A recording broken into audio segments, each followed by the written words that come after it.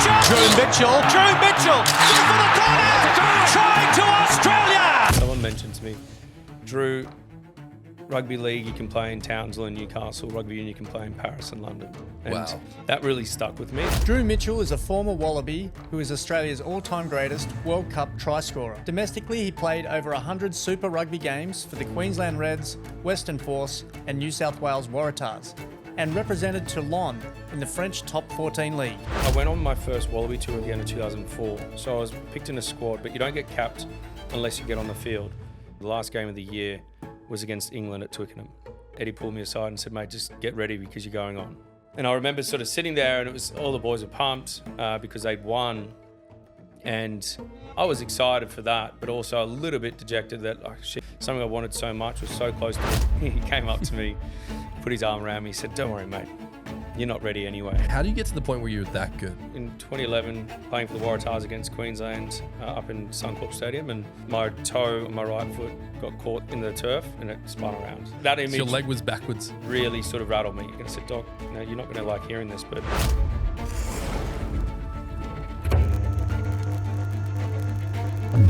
Drew Mitchell, welcome to the pod, man. Mate, thanks very much for having me. We're excited to have you here, and I know you're just over the bridge at Bondi. Yeah, it's not too far away. No, it's good. It's, when you guys reached out, I was like, yeah, I'm really keen to get in and just sort of see where the chat goes. And there's a couple of super fans in our midst, so they're really excited that you're here, and they're like, oh my God, it's Drew Mitchell. And for those listening, like, you know, you're Australia's all-time greatest Rugby World Cup try scorer, and you scored 38 tries in 74 appearances for the Wallabies, and you're an absolute scoring machine.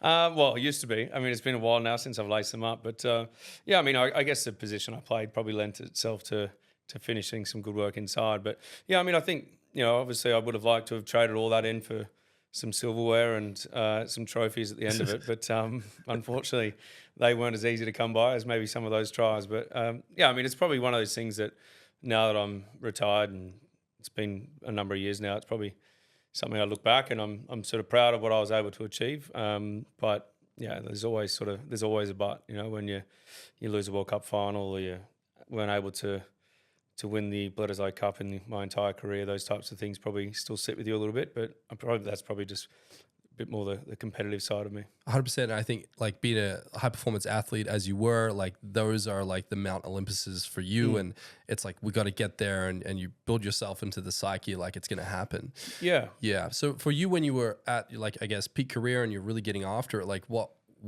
did that mean to you? Yeah, I mean, I think, you know, first and foremost, I grew up playing sort of rugby league, and I didn't play rugby union until I went to secondary school, at private school. So you started with league. Yeah. So, and then I was playing both from 13 to 17 on the weekends, and then I just enjoyed my time, and I think the reason I enjoyed rugby at that point was league for me was 2 hours a week of training on a Tuesday and Thursday night, and then turn up on a Friday night and play. Whereas union was... It was 8 hours a day at school, like with your best mates, right? Learning about each other, going through your firsts, like your first kiss, your, you know, failing at school or you're passing, like, you know, you're literally kind of going and growing up with each other. So I think the bond was stronger with the players that I was playing with in rugby, which meant I just enjoyed that rugby experience, I think, a lot more. Like, so take me into that. So when you're saying 8 hours a day, whereas league was like 2 hours and then a game, like what do you mean by 8 hours? 8 hours was literally at school, right? Like I'm in the classroom with these guys. Like I'm at lunchtime and at recess or morning tea or whatever it's called.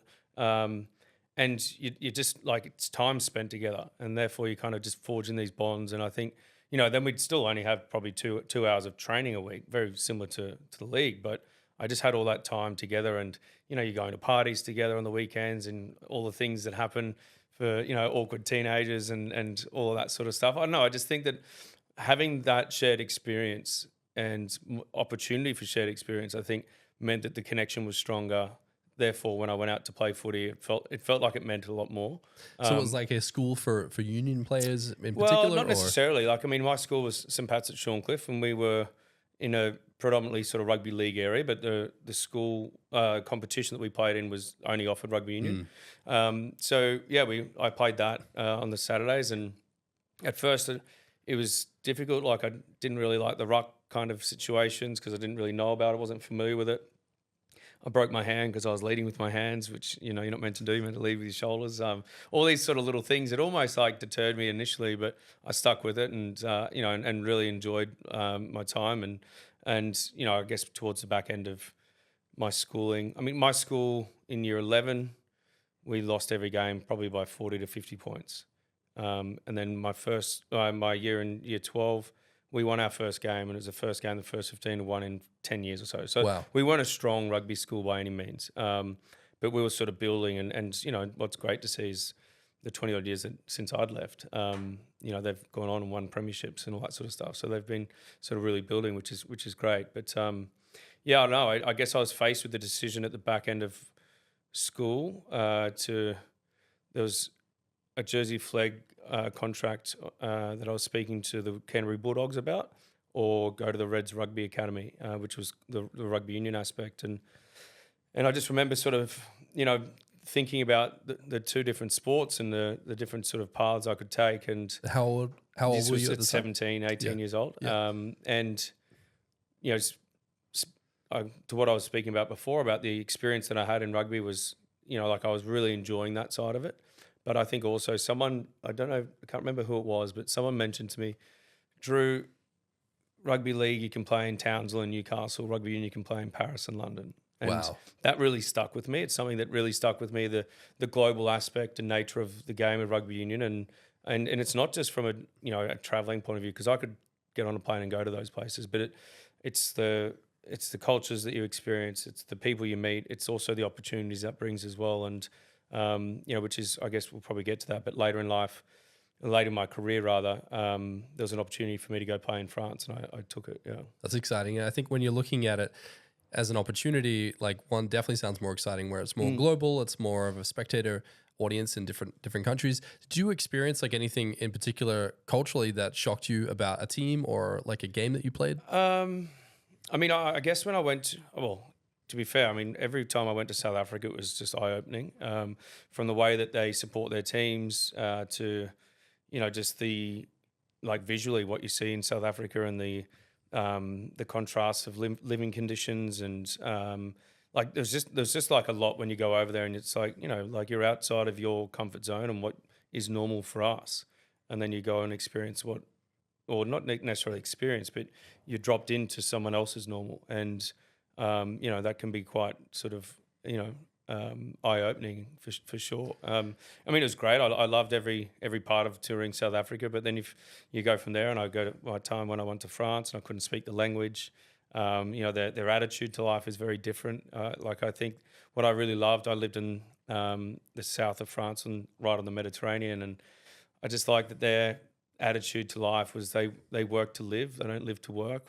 Whereas I feel like a lot of our attitude here in Australia is your life is about the work life, and it's the same week every week just to get through, and maybe you have the Saturday with your family and friends, but Sunday is about setting yourself up for the week ahead. And I don't know, I just feel like over there they just like they work just enough to be able to then live and really and get the most out of, like, squeeze the lemon of life. And just there's time on the beach, there's they take siesta, and they take like their lunches along, and that's communal, and it's I just like the way that they really approach their life.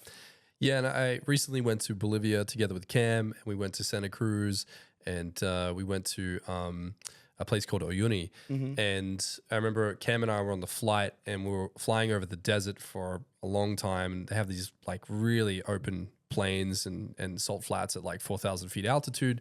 And I remember landing and looking out the window, like there's just this ocean of buildings and nothing's painted, and everything's just brick, and it's raw, and the streets are made out of dirt roads, and people have little to nothing, and they're very happy. And I think when you get off the flight and you start mingling with the locals, you're like, this is normal, like wow. And I think that there's such an eye-opening experience to be had when you actually get dropped in it. You can see photos, you can see movies and all that, but actually being there, it's totally feeling different. It's different. Yeah. Did you think smelling that it, feeling it, and hearing it, and all, when all your senses are activated, like it's a different whole ball game. Yeah, and you were experiencing that at a young age. As Yeah, well. yeah. And that was because back when I first started professionally at sort of 18, 19, our domestic comp was.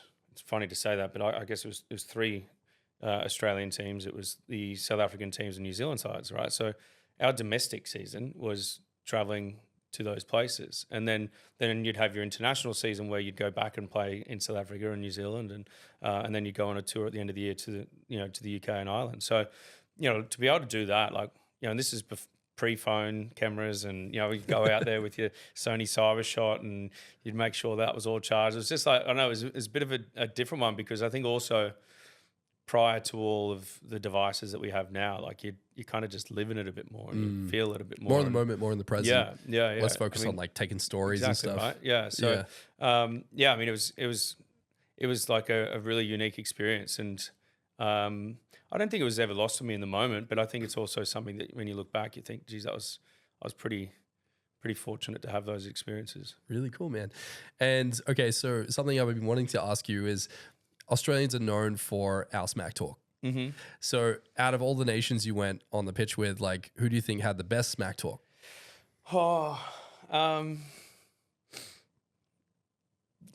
Geez. Usually it's probably the ones that, have got the wood on you, right? Like, so New Zealand were always pretty good because we weren't beating them. They had every right to sit there and talk it up to us. And there's not a great deal that we could say back that was really going to sting them, because they could always just, rub it in the fact that we haven't won in so long. And unfortunately that streak is still going. But I mean, there's always sort of like just sort of one-liners, but I mean, I like to kind of give it back, or maybe initiate it sometimes. But it was always, I just think the one thing I love about rugby as well, and I'm sure it's the same in other sports, I'm only sort of speaking on my experience, but is you can go out there and you can say all this sort of stuff, as long as there's always a line, and the respect is always sort of the key thing, where there's just areas you don't go near. But if, I'd actually sometimes, I'd chuckle to myself if someone gave me something that was like witty and like poignant, and it kind of got me a bit. I'm like, fuck, that was pretty well done, mate. Like, I didn't want to say that in the moment, but internally I was like, yeah, props to you. Like, that wasn't bad. But I don't know. I think New Zealand would probably, I'd just have to say New Zealand, because there was nothing really I could say back to them that was really going to sting them, because they had the ultimate of just, we haven't beaten them in so long. Did you have any like go-to lines that you would throw out?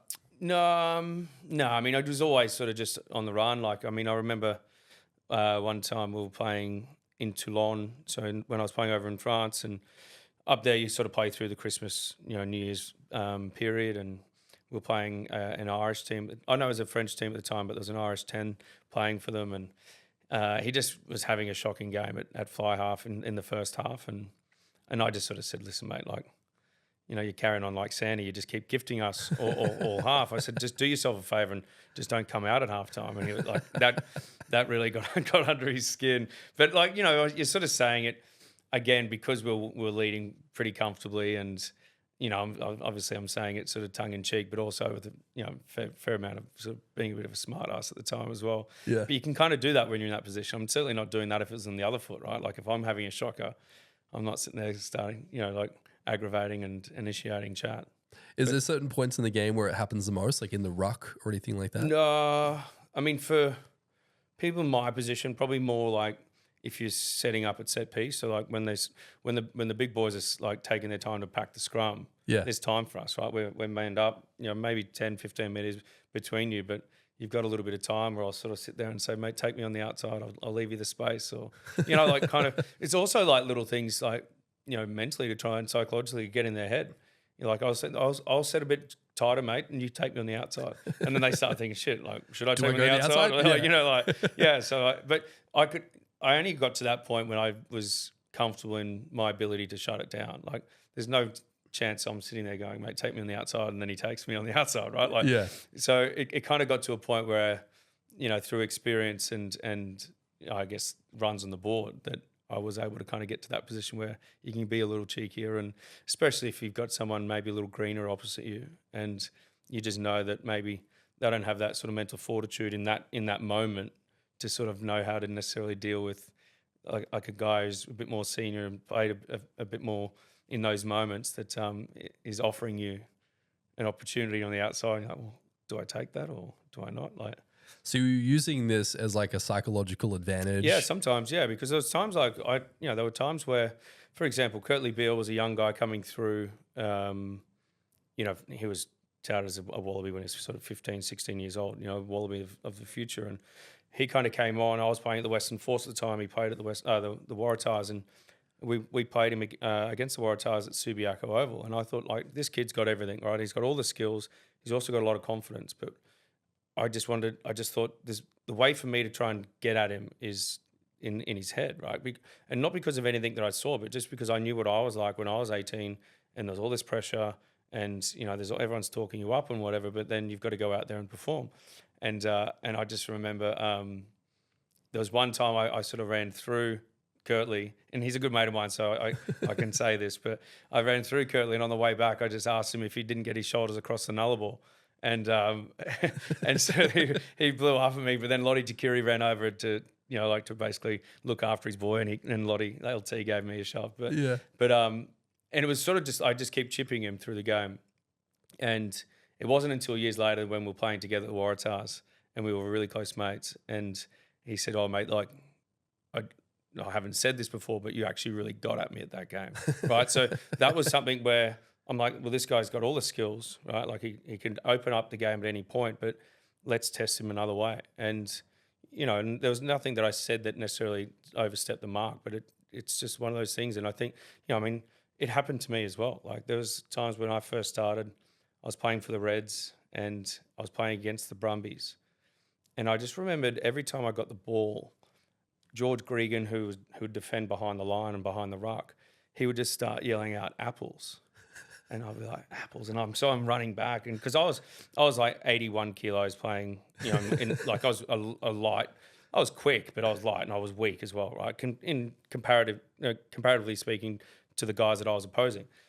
And so. And some of these guys are like 6'2", 6'4", yeah, like, 120 kilos. Yeah, like big boys, right? And so I'd go into contact. Sometimes they just hold me up or whatever. So anyway, this apples would just keep going on.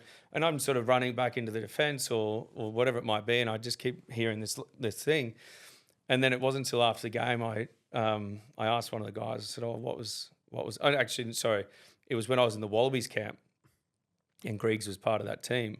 And, I think one of my teammates at the Reds were like, oh, chipping Griggs. Oh, what about you calling Drew apples? I said, look, guys, like, what's apples mean? And they said, oh, it's for apple turnover because every time you run the ball, you turn it over, right? So, like, then it just like it got to me like mentally, like going into the next time I play Griggs because you want these guys, one that you're playing against, but also two then eventually playing with in representative teams that you have their respect and they also think and feel and believe that you deserve to be there alongside them. And if he thinks I'm an apples, right, I haven't earned that yet. So that was something that I'm like, okay, I just need to keep working at it.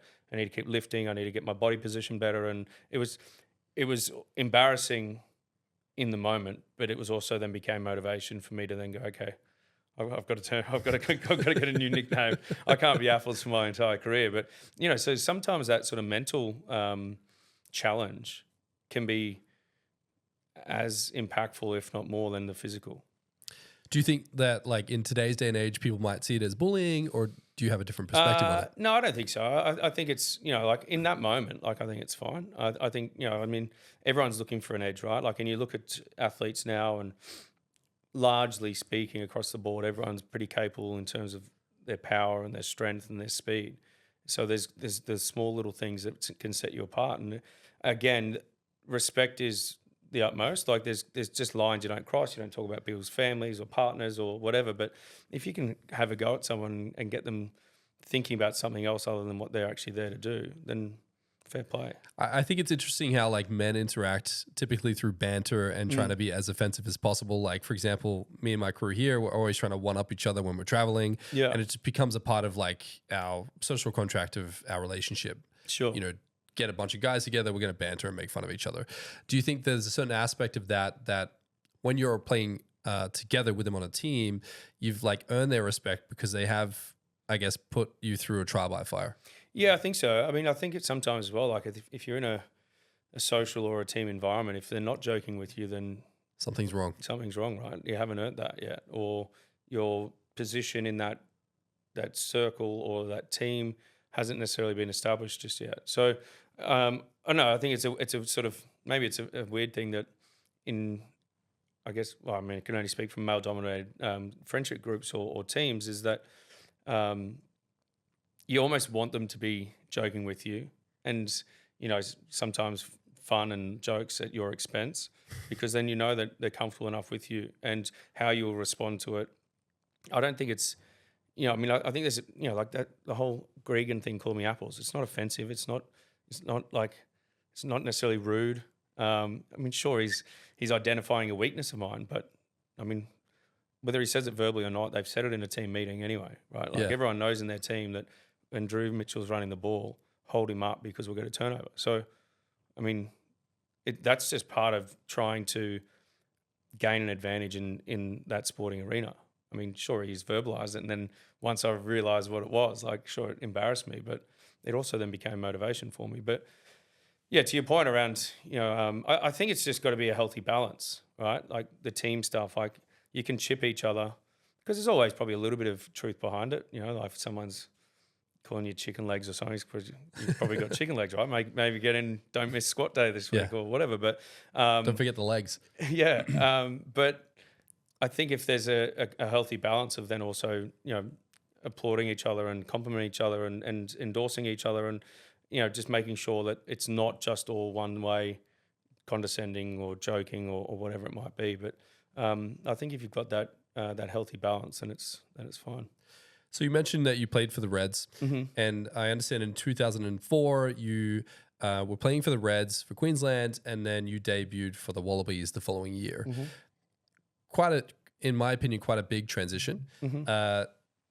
Being so young, did you feel the pressure playing for your country compound at that moment, or did you need time to catch up? Well, I went on my first Wallaby tour at the end of 2004. So I was picked in a squad, but you don't get capped unless you get on the field. And so the end of that year, we went to the UK, and the last game of the tour, the last game of the year, was against England at Twickenham. Now, I was named on the bench, and so I was like, okay, I'm going to be a cap Wallaby 2004, right? The same year as I started Super Rugby. And I remember Eddie Jones was our coach, and we got to half time, and Eddie pulled me aside and said, mate, just get ready because you're going on. And I'm like, oh, fuck, all right, okay, we're on here. My parents were over there. And I'm like, and as the game played out, it was probably a little bit too close, and I didn't get put on. Therefore, I'm not capped. I have to wait at least until July next year because that's the next opportunity.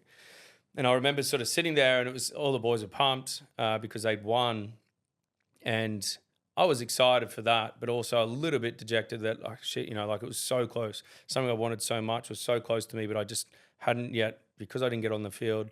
I wasn't a capped Wallaby, right? Because who knows what might happen. Was that opportunity lost forever? Who knows, right? And then I remember there was a defence coach at the time, John Muggleton, former leaguey. He came up to me, put his arm around me, he said, don't worry, mate, you're not ready anyway. And I was like, fuck, that is not what you needed to say to me right now, right?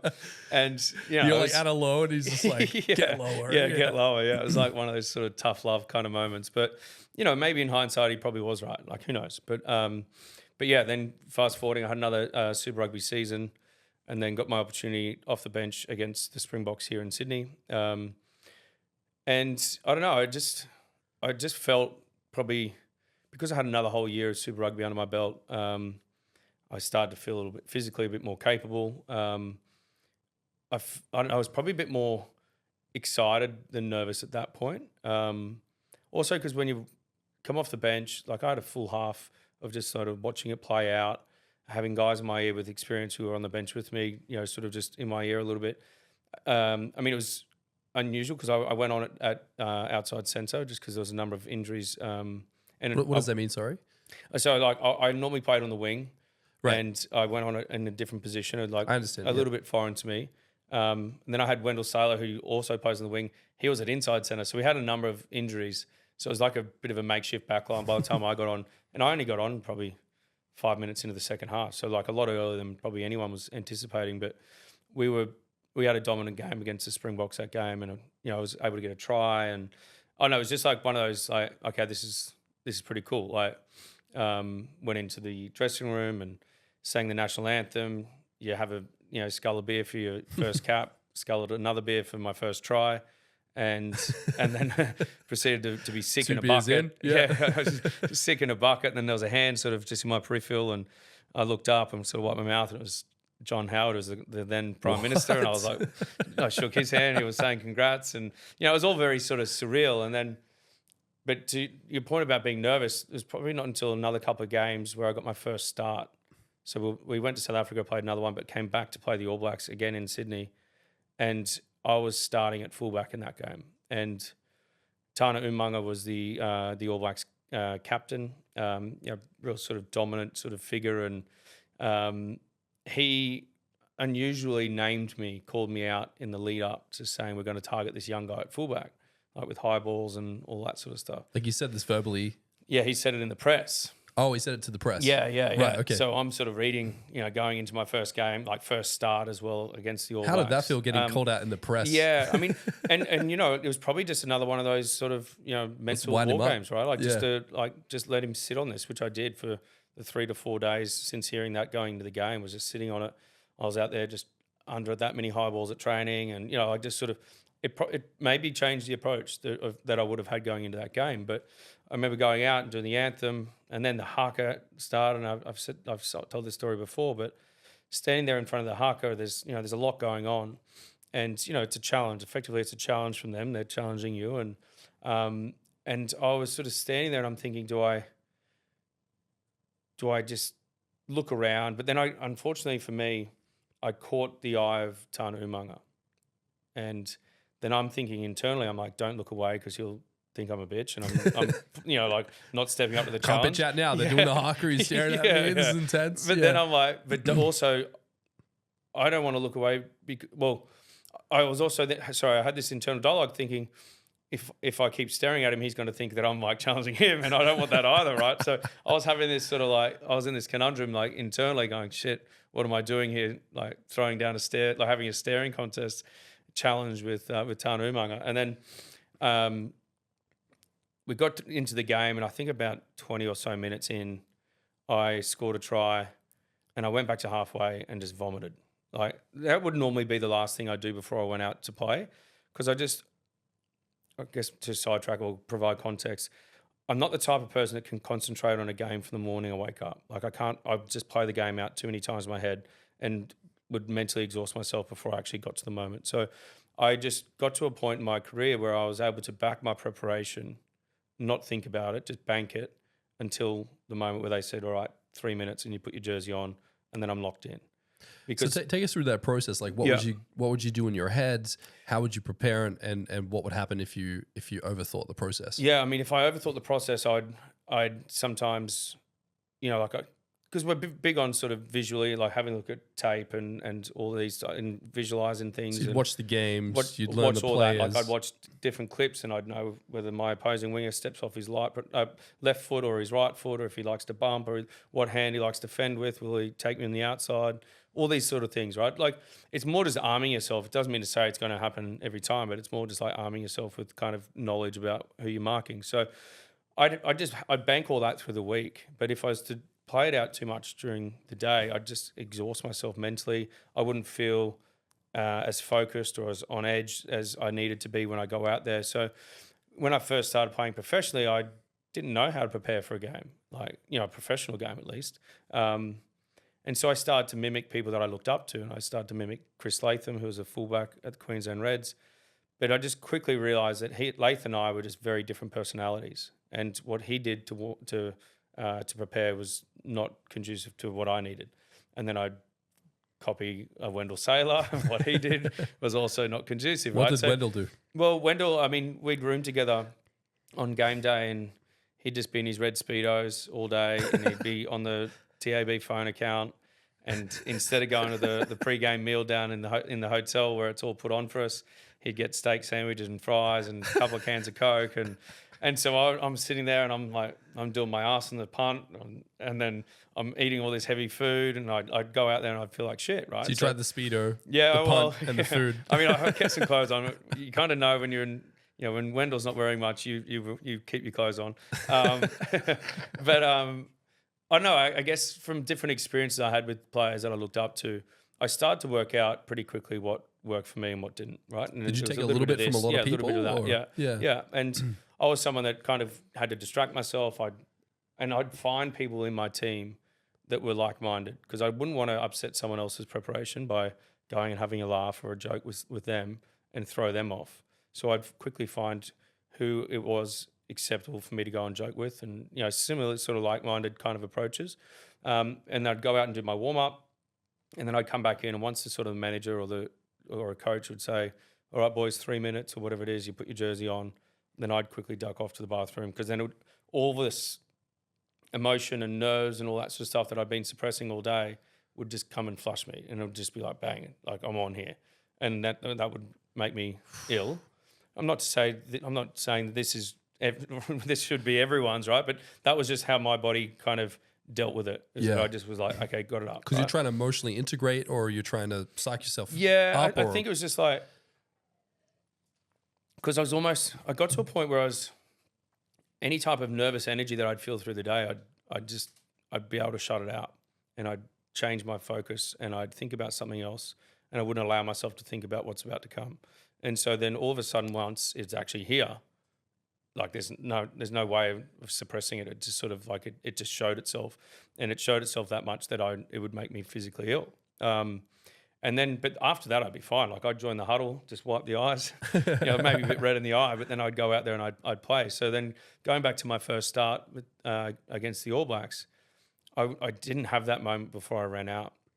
But then once I scored the try, and it was almost, I think also it was nerves, but it was also relief. Like, okay, I can match it out here. Like I belong out here, and I can sort of now just settle into my role rather than sort of being, because there was doubt. There was doubt when I was looking at Tana Umaga. There was doubt when I'm sitting there under the first high ball, all this sort of stuff. But once I did something, I had a moment in that game where I scored that try, and I felt within myself, I can do this. Like the belief that I had for myself was justified. And at that point, I'm like, okay, I can come. So would you find things like getting a try and then stack that in your psyche and be like, okay, cool, that validates I belong here?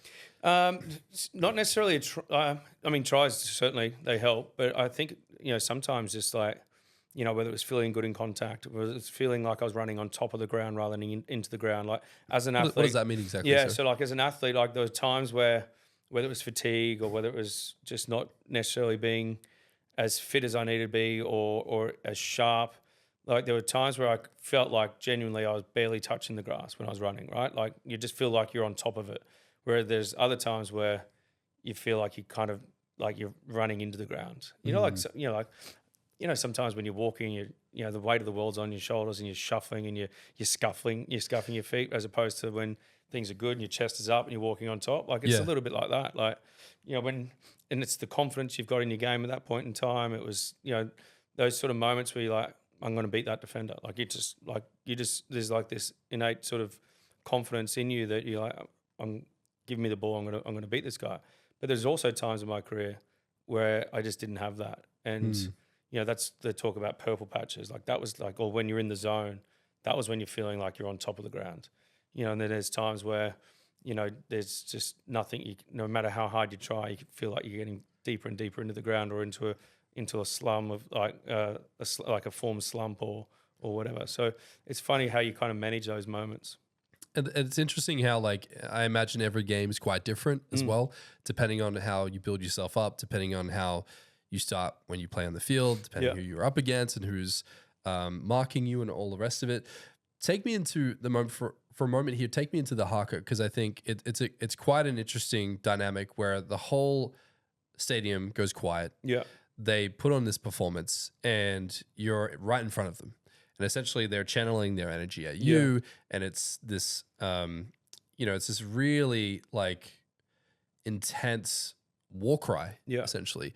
What did it feel like experiencing that for the first time, and take me into that moment? Yeah, I mean, even when you're talking about that, I'm getting goosebumps because I just think it's like a really unique experience to have. And, I know there's been discussions around whether it gives them an unfair advantage, whatever. Like, anyone that sort of floats the idea of it should be banned, I just think should be muted. Like it's a really great part of our game. I know it's not exclusive to our game, but I just think probably out of anything that I've seen the All Blacks perform it the best.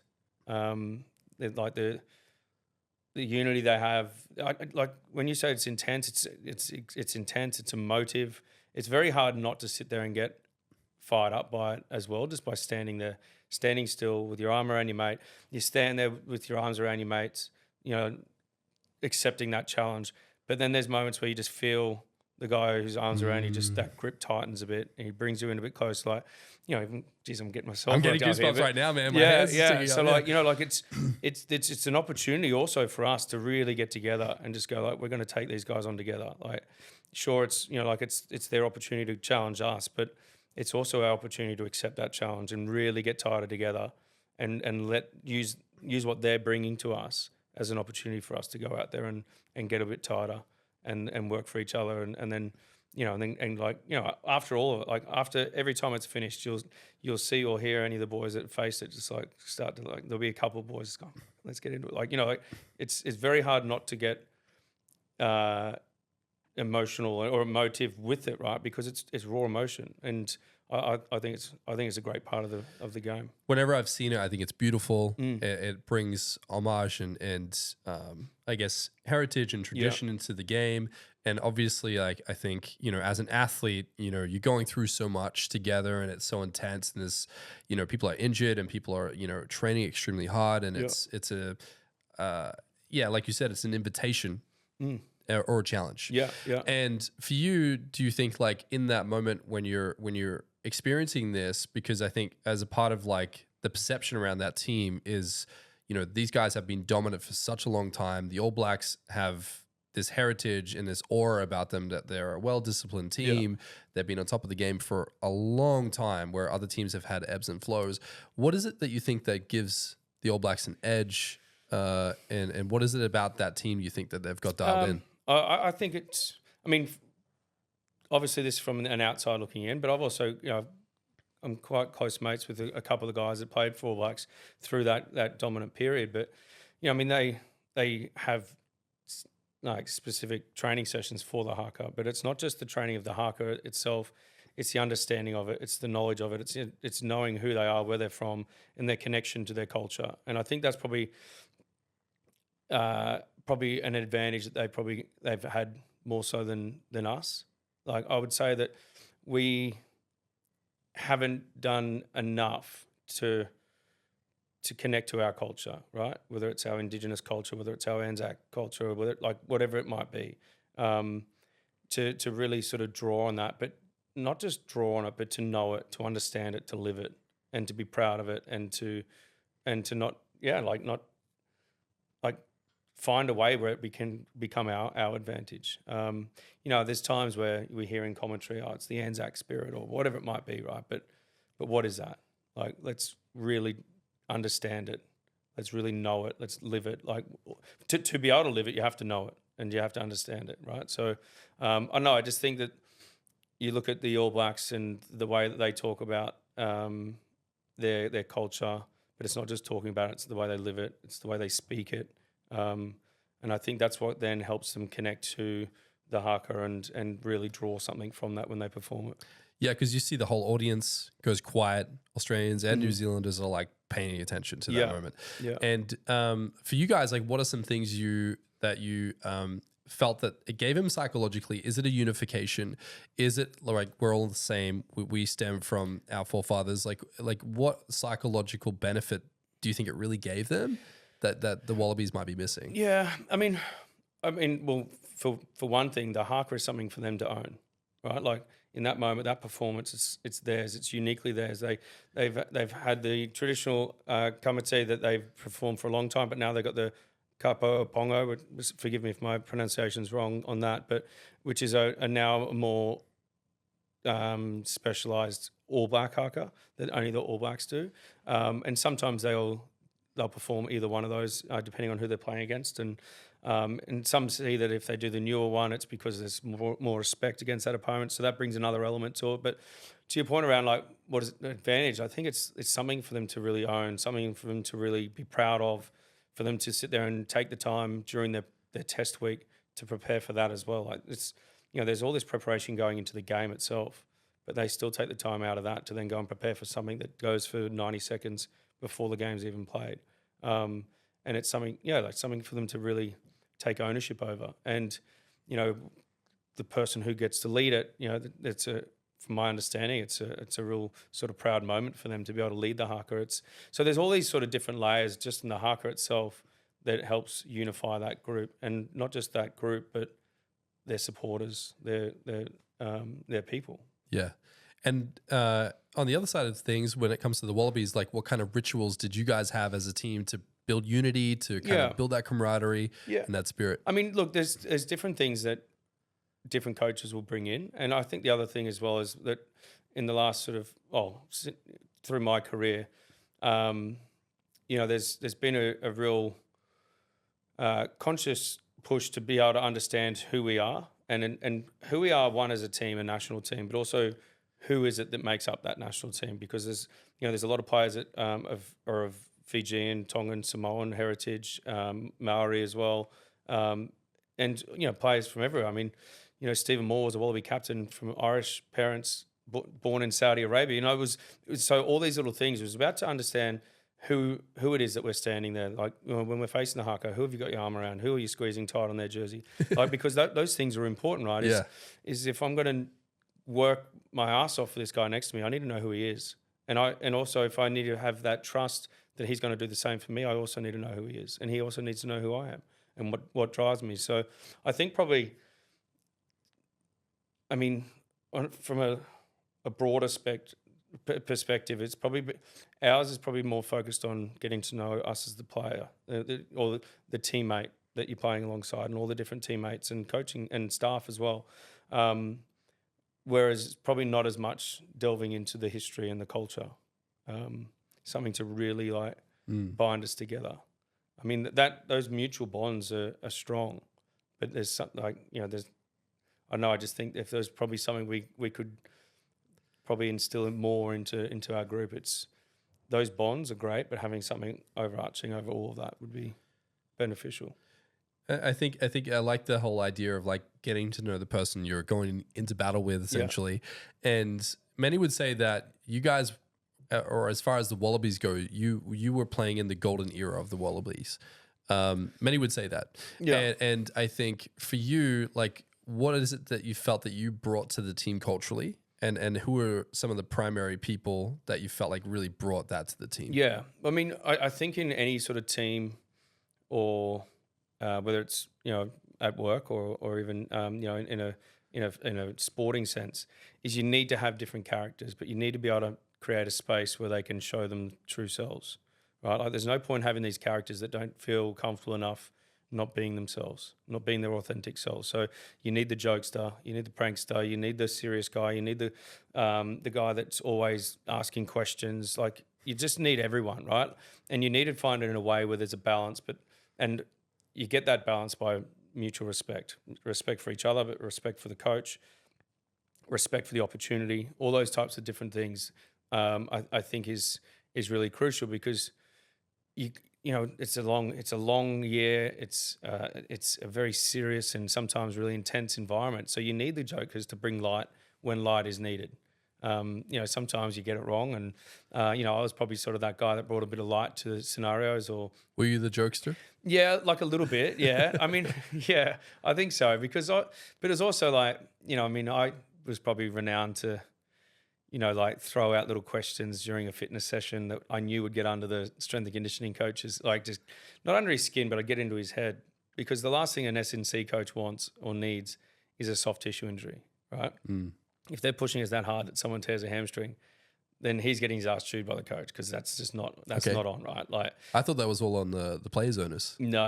Wow. So like if you're getting told to do X amount of reps and sets and whatever, and then you ping something, then that's on the load, right? Okay. Like the load management or lack thereof or whatever. So if we're sitting there and we're lined up for... It's a lot of pressure. Yeah, right. And so then I would play on that and just go, yeah, righto, boys, just keep going until you tear the hammy off the bone, or, just like all these little things. And then all of a sudden our 6-set session went to 5 sets, or, or the boys sort of... I became known amongst the boys, like they'd be like, "Wait, Drew, well, you say something about her hamstrings. And like, so, but I had a good relationship with like the different S&C coaches that they knew I was sort of taking the piss, or we'd walk off to get a drink and he's like, mate, can you just shut up? Like, we've got to get through this session. I'm like, mate, because that helped me get through it, right? Like I'd have to distract myself in those moments because, you know, I was in the hurt locker and I would still keep going and I'd always do my work. But I just needed to kind of have that sort of comic relief to kind of get me through it. And sometimes, you know, I'm sure some players probably thought, oh, you know, shut up or whatever, but others liked it. But I don't know, to your point around like the teams, I just think that you just need to have an environment where people can feel and be themselves. But those individuals also need to know when it's time to be serious, when it's time to be chill, when it's time to joke, all those types of things, right? Like, and you get that through experience. When you think of the career you've had and the different people you've played with, who are the main characters that come to mind for you? Yeah, I mean, you get some really intense guys. So, and I don't mean intense in a negative way. I think intense in terms of the way they apply themselves, the way that they, their application to training, their application to nutrition, their application to watching tape, doing study on the opposition, writing down notes of plays and all that sort of stuff. Like the Matt Giddos and the Johnny Wilkinsons are, you know, two that come to mind in that. Like nothing that they have ever achieved is by accident or chance because they are so diligent in what they do, right? And then you've got, then there's other guys that not on the other end of the spectrum of that because, you know, but then you've got jokers like, say, for example, a Tom Carter. People may not necessarily know a Tom Carter, but he was a guy that I played early in my career with in the Australian Sevens in 2003. And he was just like the greatest bloke. Like he was the greatest teammate. And he's really loud and he's really in your face and he's real lippy on the field.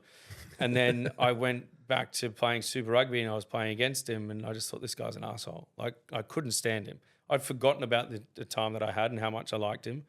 So you like played with him, but you hated playing against him. But then when I went against him, I was like, this guy's a dick. Like, you know, it was like he was so good at being a dick that I forgot that he was actually a really good bloke. And then I went back, and then later in my career, I went back. I signed with the Waratahs, and he was my teammate again. I was like, this guy's the best, right? Like he was just so good, like on the field at agitating and and getting under your skin or just being an annoyance and a nuisance that, like It almost like he'd Men in Black me. He'd just flash me, and I'd forget about what he was like when I was playing with him. But then when you play against him, you think this guy's a dick. But then I then played with him again. What a nice guy. I think he's the best. You know, and there was times where I went into bat with him in the media as well. Like when people would call him out for the exact same things I was questioning him about as well. I'm like, no, like he's like, and he's one of the great guys. So you kind of have those types of guys in your team as well. Which it's just all really, it's really important to have just different characters, and pranksters or jokesters or just, and then you've got your guy that brings the music on the bus and you've got the guy that's, like that jokes around and, we'll always cut in at the buffet line and just, you're like, oh, bro, like get to the back. He's like, oh, come on, sharing is caring. You're like, fuck off, mate. Like, whatever, just go in front. Like, just like these little things that, I think they're the little bits that I miss now that I'm retired, right? Like having those moments when you're on a tour and, you're on a bus. It's tight, man. You're on a bus like for hours together. For hours, or you're flying. Crammed in hotels. You're in hotels flights. and you're in a bed, double beds that have only got a cabinet sort of in between you two. Sometimes we'd move that and get closer, right? Like, because you're on tour a long time and, so you get to know each other really well. So they're the moments that I think when I go into now my corporate life or the next chapter is that you can't replicate that. Sure, I miss the feeling I got when I would run onto a field or those moments in a dressing room after, or the moments, after a win for the Wallabies when you're singing John Williamson's True Blue on the bus with a beer in hand. Like those kind of moments, they're just a really unique, special sort of moment. I don't get those now. And they're the things that I miss. When people say, well, do you miss playing? I'm like, well, to a degree, but I miss those shared experiences and those connections. What do you think those moments mean to you? Mate, I think they're more significant because you go through so much together, right? It's the training, it's putting yourselves in a dark hole, countless times in cardio and physically, but then also going through the pressures of going out and performing.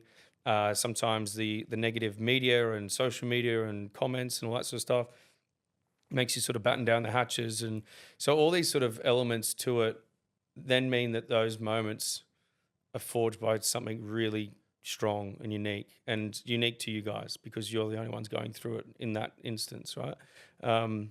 So to be able to sit there and after a win, and so immediately after a win, you'd be arm in arm and we'd sing the national anthem, this is after a Wallabies win. To have that moment, and you're looking around the circle and everyone's just like, it's... Like, we did it. Yeah, we did it, that type of thing. It. And then, you suit up, you go to the after-match function, and then you're on the bus, and then it's just a bit more about us.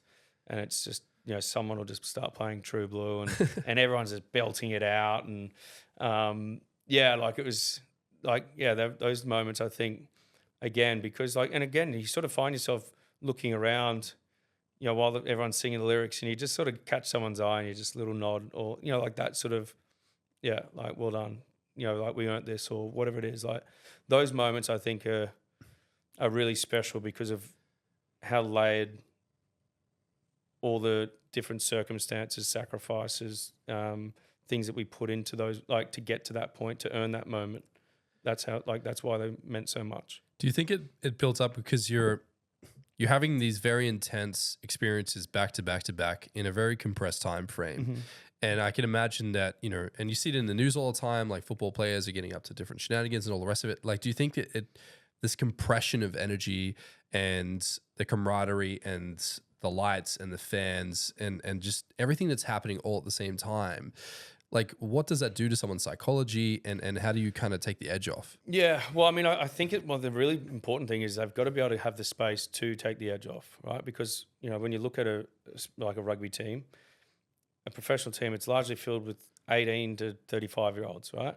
And you just need a vice, right? So if you take everything away from them, then they'll find one, right? Mm. And so there were times in my career where, obviously, you're getting drug tested and you don't want to go near that. But you also, we were then started to get breathalyzed the next day after a game. And at 8 a.m, we'd have to be 0. Oh my God. Right. So and you're not getting back to the team hotel by midnight. And of course, and then also you're buzzing on adrenaline anyway. So you're not going straight to sleep then. So, and you want to share in that experience, that moment. So you go out and have a few drinks, but then all of a sudden we're getting breathalyzed the next day.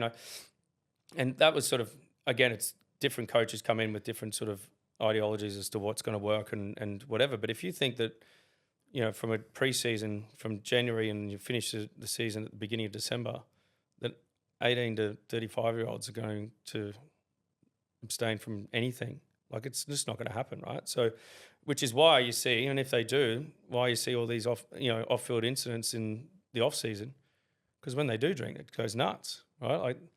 I'm not sitting here giving excuses for that type of behaviour, but I just think there's better ways to manage it. Now, Michael Checker was really good. He's like, I'm going to treat you like men if you act like men, but the moment you start acting like kids, I'll treat you like kids, and I'll bring in all these types of parameters and restrictions, right? So, we could go out and we could have a drink and whatever. But if we turned up and we could do our job and we were in shape to do our job, then it was fine. But the moment we started to take the piss and disrespect the opportunity that he was giving us, but also the rope that he was giving us, then he'd pull the rope, right? So then, whereas the one I was just talking about with the breathalyzers is almost like, I'm going to treat you like kids to begin with, right? It's kind of robbing you of some dignity. Yeah, and weirdly, right, if you look at, I won't say the times, but in my career, during that period of time, there were more off-field incidents than any other time, right?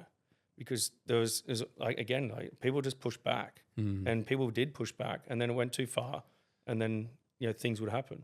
Do you think it's because the coaches are pushing you to bring absolutely everything? You're going through the locker, you said, your coaches are pushing you, and it's like everyone's expecting so much from you, and then you just want to blow off some steam, and then you get hit with a breathalyzer, and it's like, come on, guys. This is too much. I think it's also sometimes sometimes it can be difficult. When I first started at 18, 19 and 20 and whatever, and because it's not always on tour, right? There's times when you're playing home games and whatever, and all your mates are out and they're uni parties, or they just don't, again, they don't have the same sort of pressures and also opportunities. They're not getting paid as well as we were either. So I understand that side of things, but the temptation is there.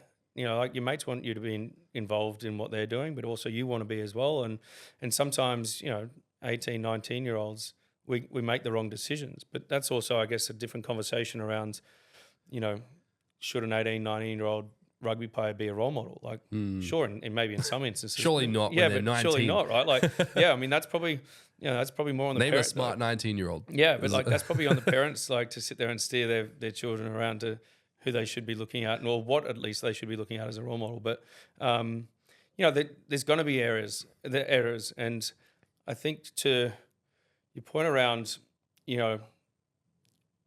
coaches' intentions around, getting the best out of it and performing the best, which is great. I think there's still opportunity to have balance, and that's also to know that you might be able to go 10 months of the year and just completely lock in, but this guy's not going to be able to. This guy's not. That's where I think now it's been a big shift since when I first started from coaching, and the way that they approach coaching is to get to know the person.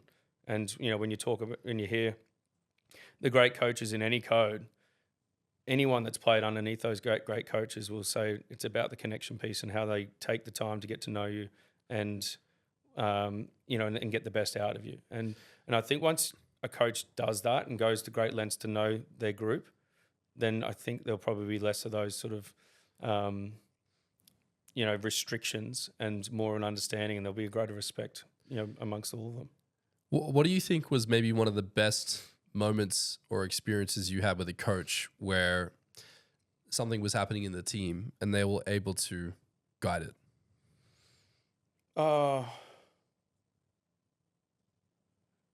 Look, I always go back to I think Michael Checker was the best coach that I'd had.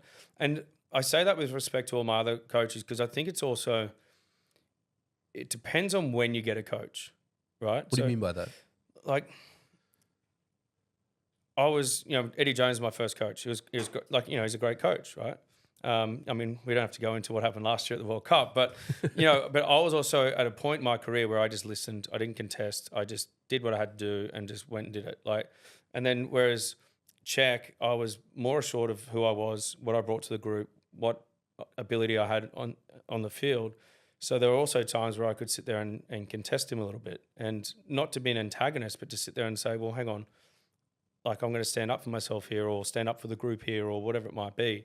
And I think with that, we just got a really, good working relationship and understanding of one another. But I mean, in terms of like an action that a coach took, I just think, I mean, there was just small things that Czech did that were unique and had a lot of thought behind them. But I guess in the moment, you didn't necessarily think too much of it. So for example, when we're at the Waratahs, he was about to announce Michael Hooper as captain, right? And we have, a team meeting every day in the same room. And, largely the meetings are watching film, talking about what's coming up, travel days, this and that and the other. Very similar, right? And then all of a sudden, this particular day gets a bus and we go to the State Library. And we're in like the library with all the books. And it's like this magnificent room, lots of like, history and culture and all the rest of around it. And he just hosted the team meeting there. And he said, oh, okay. And it was just basically a change of location. They changed the scene. Shift everyone's psyche. And to announce that Michael Hooper was going to be captain. And it was because you change something like that and all of a sudden becomes more memorable, right? Like, who was the captain at the time? It was Dave Dennis, but he'd just been injured. So Hoops was coming in as the captain. And had Czech hosted that same meeting in the room that we'd done every other meeting all year, I probably wouldn't have remembered Hoops being announced as captain, right? Like just made it memorable. Yeah, made it memorable, right? Like, and that's the other thing as well. I think that's probably, to your point, making it memorable. That's something I try to live by now, but being remarkable, right? And how is it to be remarkable? And it's that when you leave a room or a situation, that people make remarks about that experience they've just had for you. So, and that was something, I picked from Czech and other, great leaders that I've had through my career, not just on the field, but also off the field, is to try and be remarkable. And it's not like like an ego thing. It's just like, like just leave your mark on a situation, right? Like if I'm going to go there and I'm going to share something with you or a connection or a moment in time, then leave it in a place where someone goes, that was like, they enjoyed that, or I'm also, I leave remarking about the time that we're having now, like, something like that, so those little moments that Czech did about, is remarkable or memorable or whatever it is, I think is something that's really sort of stuck with me about, trying to capture something that's a little bit different to what the norm is. Interesting. And Hoops is pretty renowned for being a bit of a killer on the field. And we actually have him coming on next week, which we're excited for. So shout out to Hoops. Yeah.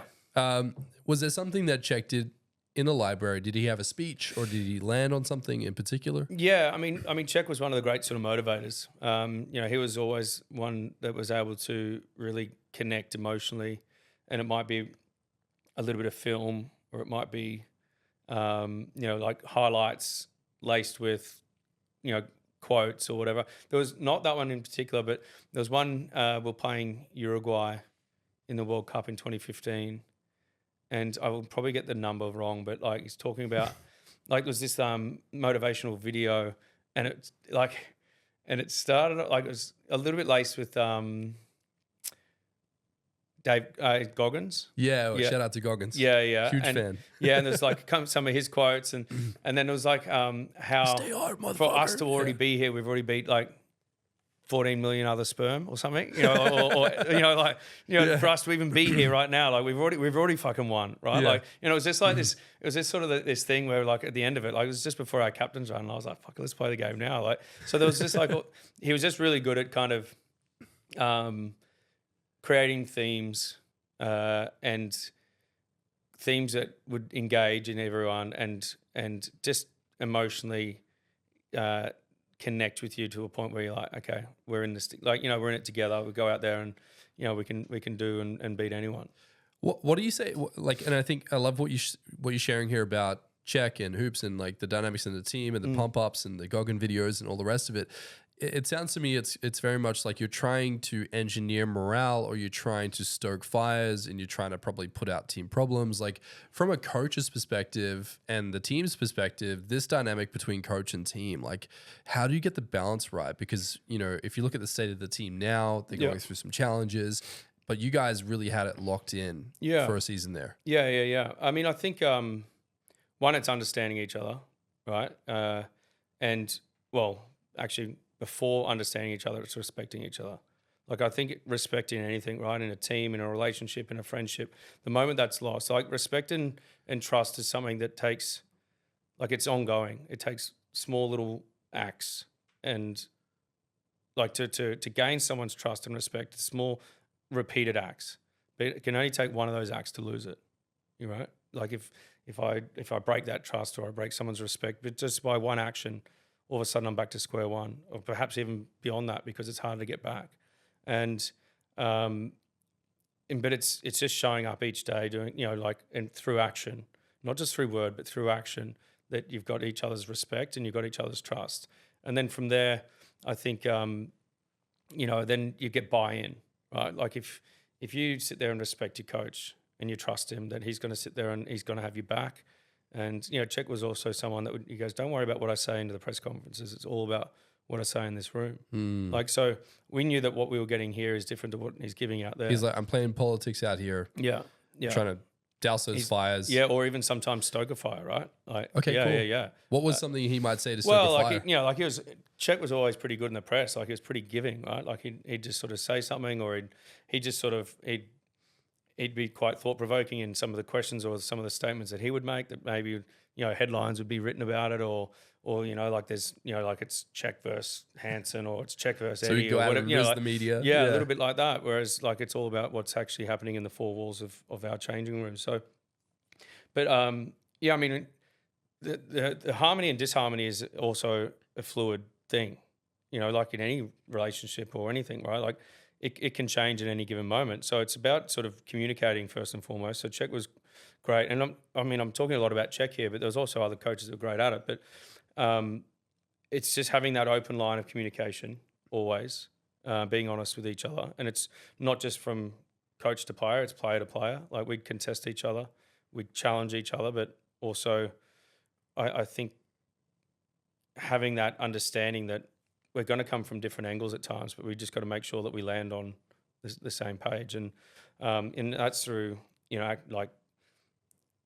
communicating through the spoken word, but also receiving the spoken word. I think sometimes it's also the body language we're emitting as well as what we're seeing and receiving from someone else. Like, because I could sit there and I could say I'd accept something, but my body language might be saying something different, right? Yeah. So everything's got to be in sync, and it's just sort of being able to move with what's happening, because there's going to be players that are disgruntled because they're not getting selected, right? So it's about how do we manage that. It's about also, if I'm the guy that just got dropped, how do I then just be able to go, okay, how do I now best serve the team? Because they've still got to get prepared for the game. So I've still got a role this week, but it's not going to be on the Saturday. Yeah, It's you're gonna be helping the suiting team up prep. and- yeah. So, I mean, I there's times where I got dropped and I'd go and have my moment before I got out back in the team sort of environment, because I can be disappointed because, I've got every right? Like I'm competitive and I want to be in that position.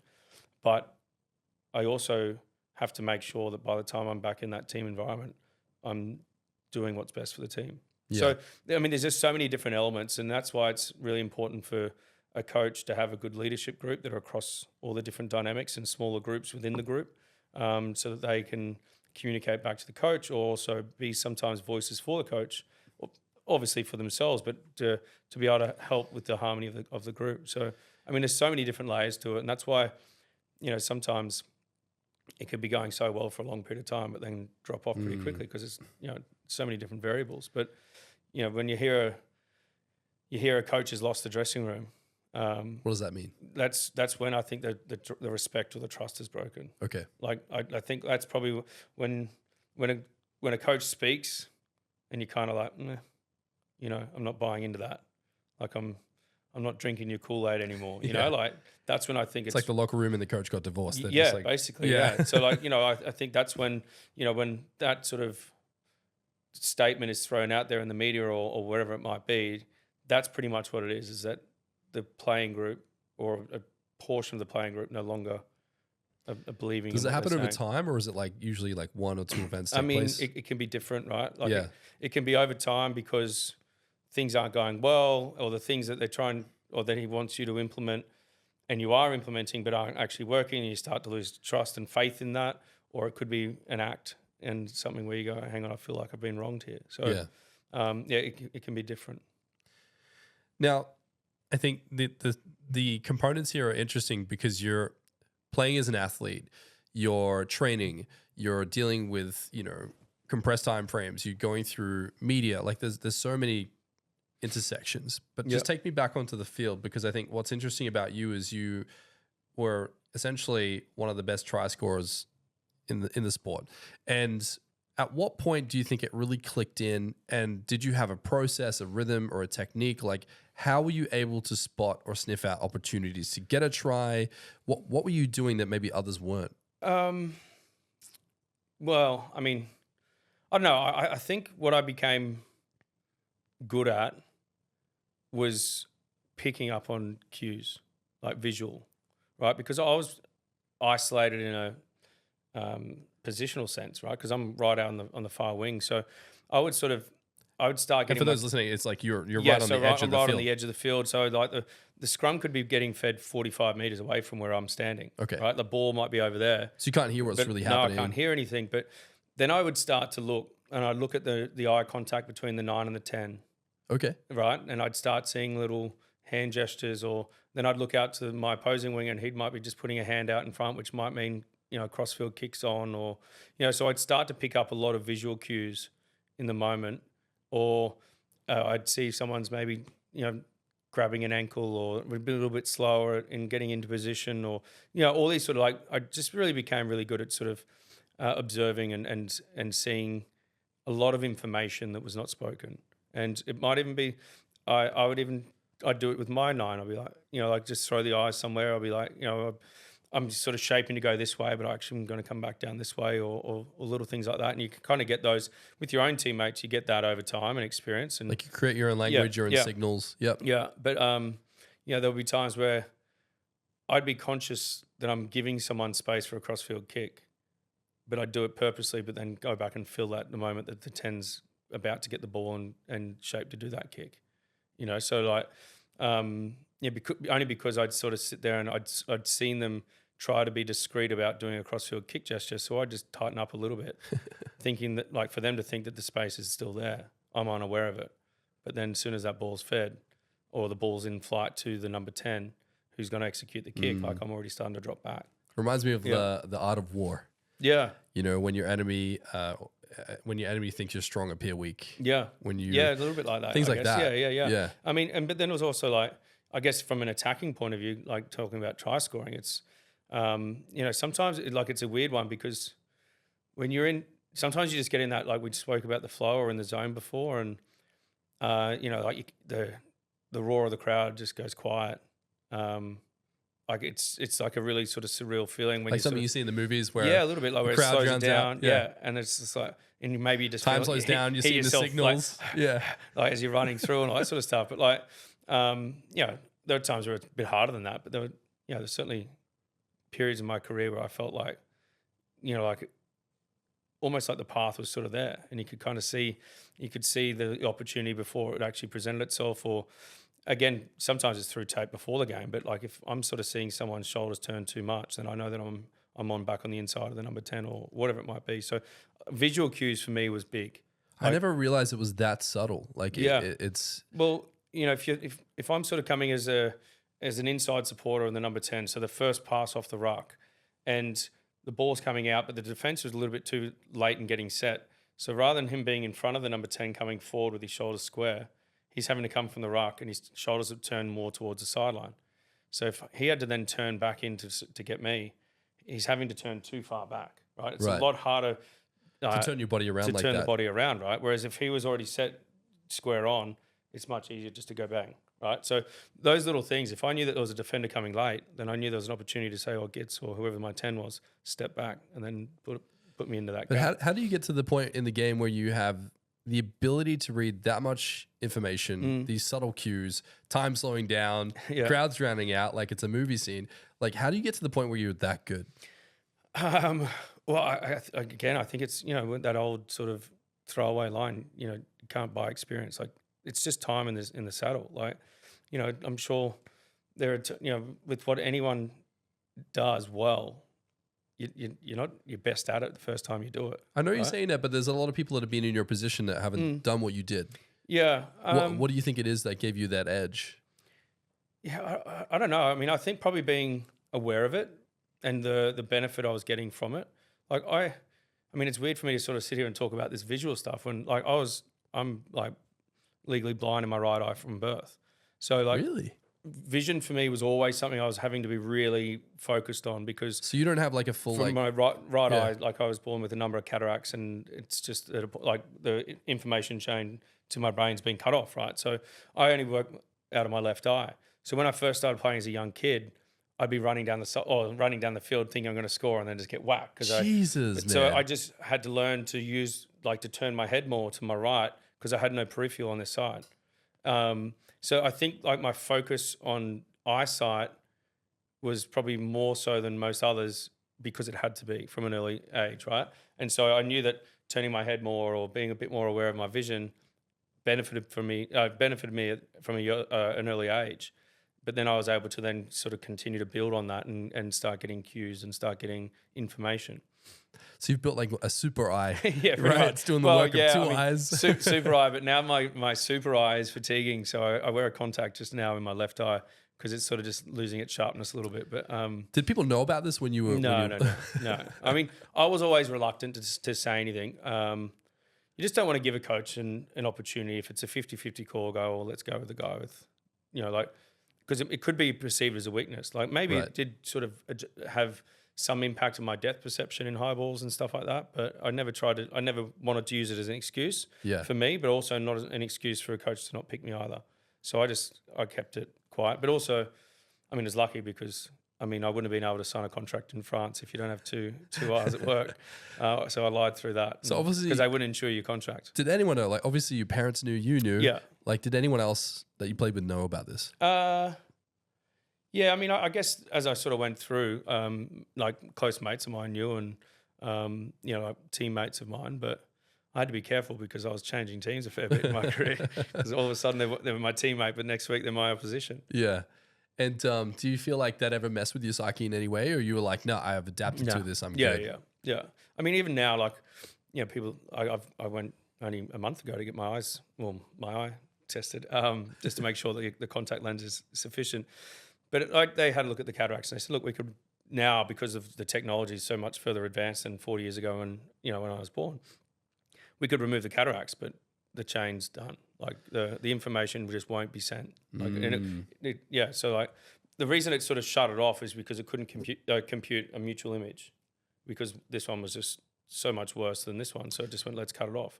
And so after 40 years, they're like, well, you'd be without cataract, but it wouldn't matter because the information. It messed with everything in your minds. Yeah. That's crazy, man. I didn't know that. Yeah. Wow. But I think that, to going back to where it was, like, I think that's kind of where I guess the weight that I put on visual cues probably started. Yeah. So you're hyper-focused, you're reading the cues, and then just really able to like find out where the ball was going, where the opportunities were, where the gaps were, and just calculating all of this in the moment. Yeah. Now, I want to highlight something that happened in your career, which was, because you touch a lot on mindset and overcoming challenges and all the rest of it. In 2011, you had quite a substantial ankle injury, and taking an injury like that and then trying to build yourself back. Like, what kind of mental challenge was that for you?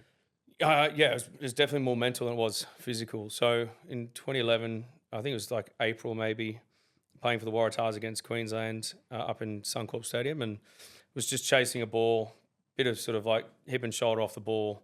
My toe on my right foot got caught in the turf, and I went over on it, and it basically spun around. And so I was like looking at it like this, but my toes were facing down. I was like, oh my God. And so that image, so your leg was backwards. Yeah. And that like really sort of rattled me. And this was April. The World Cup that year was in September. So I'm like, straight away, I'm thinking in the moment, World Cup, no good. Like, they came out, like the medical staff came out, relocated the ankle, like spun it back into position, and then gave me the green whistle, which is the morphine. I'm like, we could have got that the other way around. Give me the whistle. Excuse me, give me the whistle Wait, first. take me to that moment. So you're sitting there, and then it just So they just basically they just said bite down because I had my mouth guard in, and they just went and just relocated it. Now the actual dislocation and relocation was pretty clean, from a medical point of view. Like, but seeing your leg go from backwards to forwards and then click. Yeah. That's terrifying. But like in terms of like the tendons and ligament damage and stuff. Okay. I mean, there was damage, don't get me wrong, but it could have been a lot worse, right? Yeah. So it kind of it left the door open for a return for the World Cup. I had a screw put through sort of this part to keep your tib and fib together. Okay. Like the syndesmosis effectively. Keep those two together. I then made it back for the World Cup. And what's the time between so I think it was like end of April injury, September was the World Cup. What? Yeah, that's so. That's crazy. I played 20 minutes of club football before I got to the World Cup. Yeah. Admittedly, I'm forever grateful to Robbie Deans for giving me that opportunity. He's probably selected me more on my history rather than where I was in that moment. And then I got over there, and I wasn't in the starting team in the first game against Ireland, played a couple of games against the USA, and then Russia. I was going to pick up a ball for a runaway try, and my hamstring on my left side went.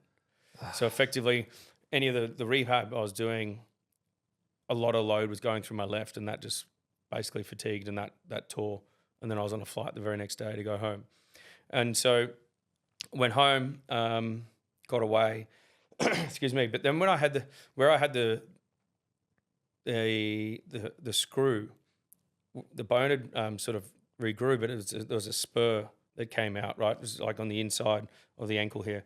Like a point, or just like a bit of almost like a little nub type thing, right? Yeah. But I could feel a click every time I stepped. I was like, Doc, there's a click. And they went, mate, it's just scar tissue, it's this and that. And I was like, yeah, but it feels like a click. And effectively it was like a rope over a rock, just like that, every time I Yeah. stepped. And then that ruptured.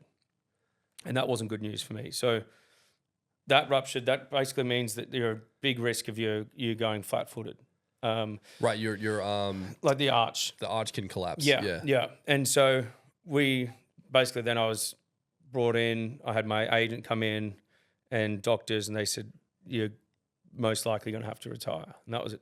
I was 26, 27 maybe. This is 2011. This is now 2012, like early 2012. Okay. So after that 2011 World Cup. Jeez, hearing that, man's rough. And it rattled me. Like basically the rest of that meeting, I didn't hear anything, didn't take anything in because I was like, I was shattered. Like, we're looking at maybe a tendon transplant from like something under my foot to go into that tib post tendon.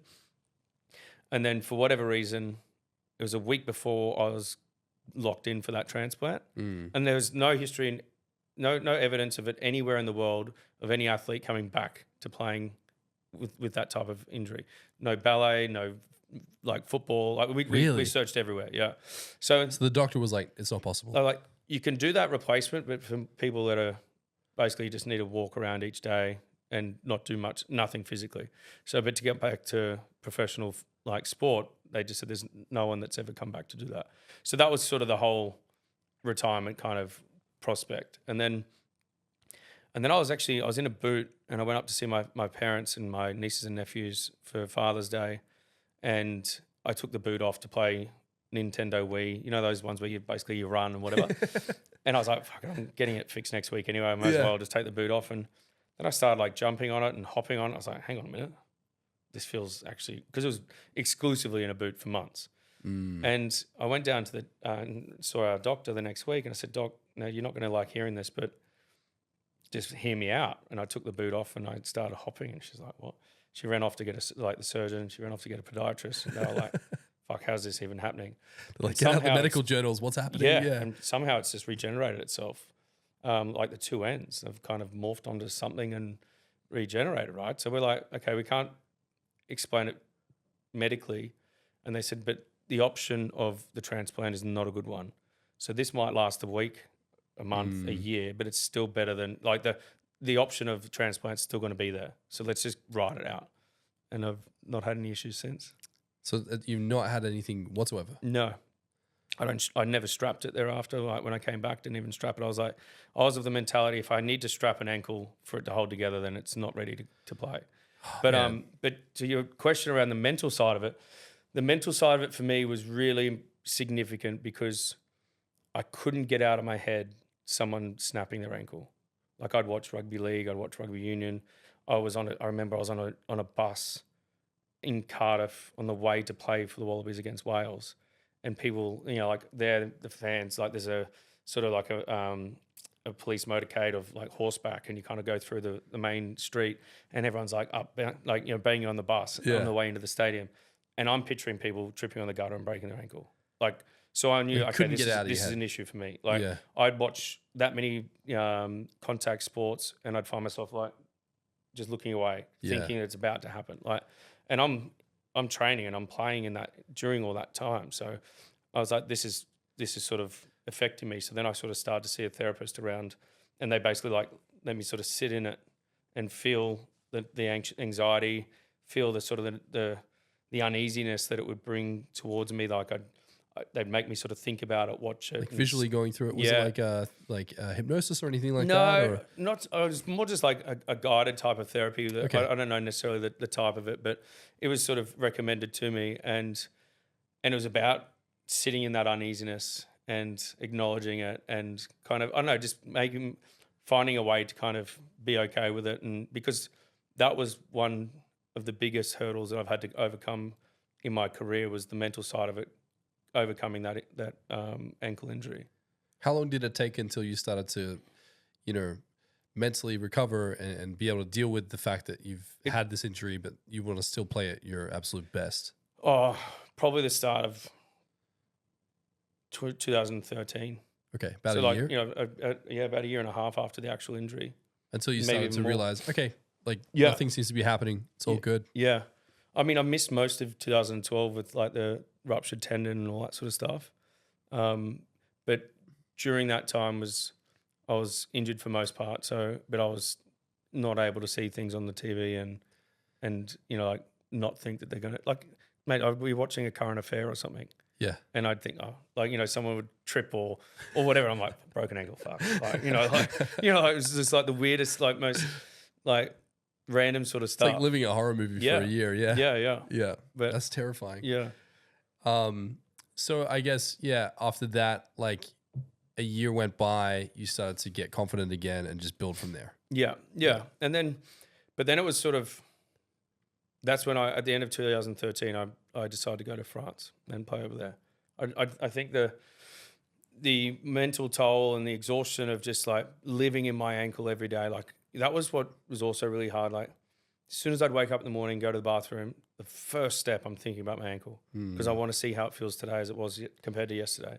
Like it was just something I couldn't get away from. And the hope that it was getting better and just the disappointment that it was not and all this sort of stuff, right? So everything, like it just consumed me for too long. And I think it kind of then sort of took its toll on how much I was enjoying, the footy here. And my upbringing and my adult life change is normal for me. Like my father was in the army.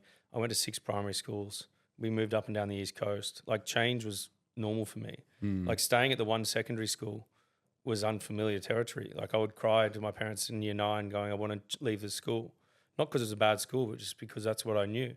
So then when I started my professional career, I had 4 years at the Reds, then I had 3 at the Force in WA, 4 in New South Wales, the Waratahs, and then 4 in Toulon. Like I just, change for me was normal. Did you find that like when things were too routine, you would get an itch for change? Yeah, a little bit. Yeah. Like I'd just be like, okay, I need to change up here, whether it was environment, whether it was challenge, because the other thing is, I played the same season. Like, I mean, it was great, don't get me wrong, but it was also like, it was pretty much rinse and repeat each year. I mean, in terms of where I was playing and then going back to that point about rugby union taking you global, like the opportunity for me to came up to go and play in France, but also at an age where I still had something to give rather than just go there and retire. Yeah.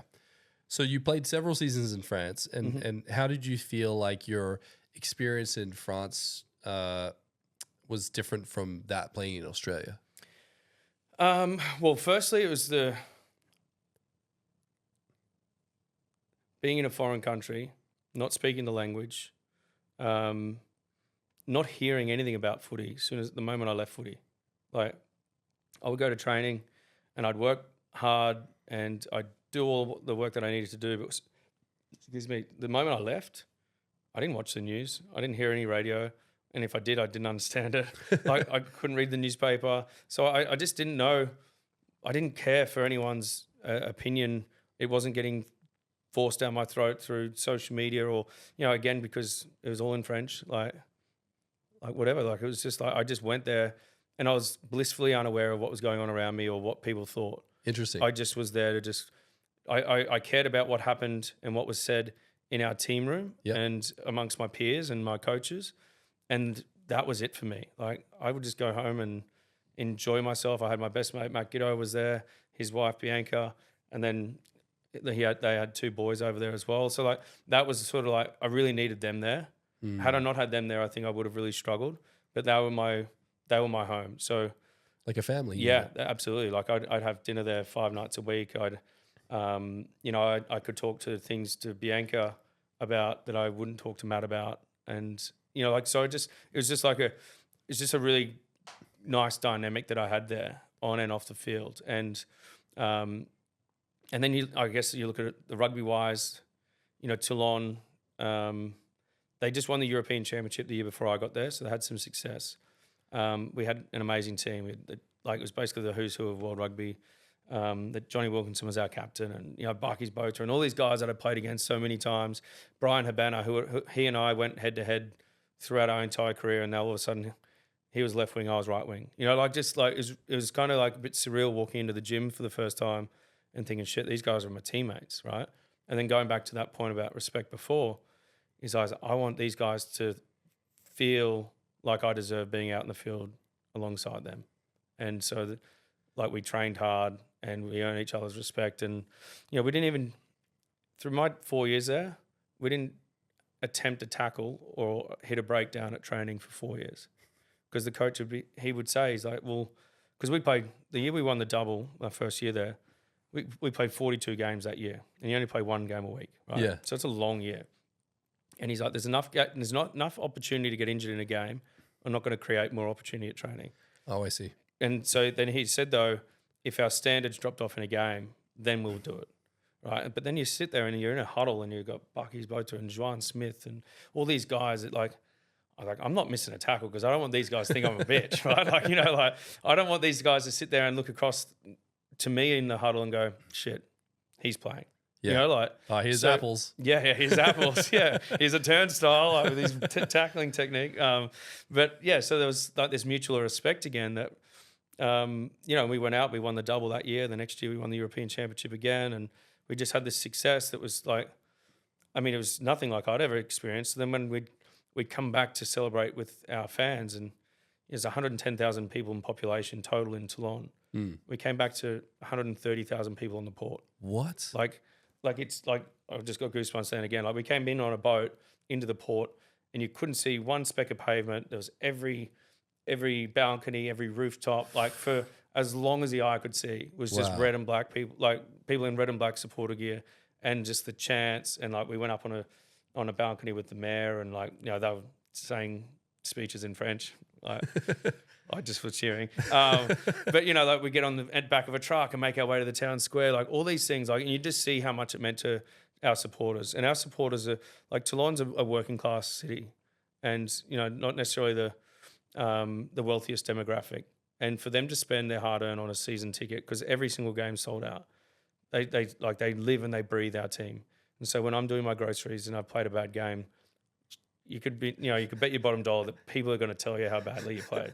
Now, I could only sense what they were saying because of the tone and the facial gestures, the visuals. But at the same time, if you played well, they'd also be, you know, really nice and tell you that as well. So like they just lived every moment with you. So I feel like it's more intensified in Europe because I watched the David Beckham documentary, and if he wasn't doing well, like, you know, like the stuff they would do to him, man, was out of control. I mean, it was just something I'd never really experienced. Like, sure, you get people here that they'll get on Twitter and spray you, but like, you know, they just seem to live it a lot more over there. I mean, it was a one-team town, effectively a one-sport town as well. So like, it was all about RCT. It's giving me goosebumps because I can only imagine, but it sounds to me like you died and went to football heaven. Yeah, pretty much. I mean, mate, like, also just the opportunity, like I got an apartment there, and I had my own private beach on the Mediterranean. Like, you know, like everything about it, like, and I was in Provence, right? Like rosé. I mean, how good's that? Like it was so like everything about it. Like, and our team was basically the supporter team from Monaco to Marseille. Did you get a sports car? Yeah. I mean, the sponsors when I was there were Volkswagen, but we'd also, when we'd go visit Saint-Tropez or Monaco, they'd just throw us the keys of some sort of souped up sports car, which, yeah, when I was in those places, I probably shouldn't have been driving it. Or I wasn't driving anyway.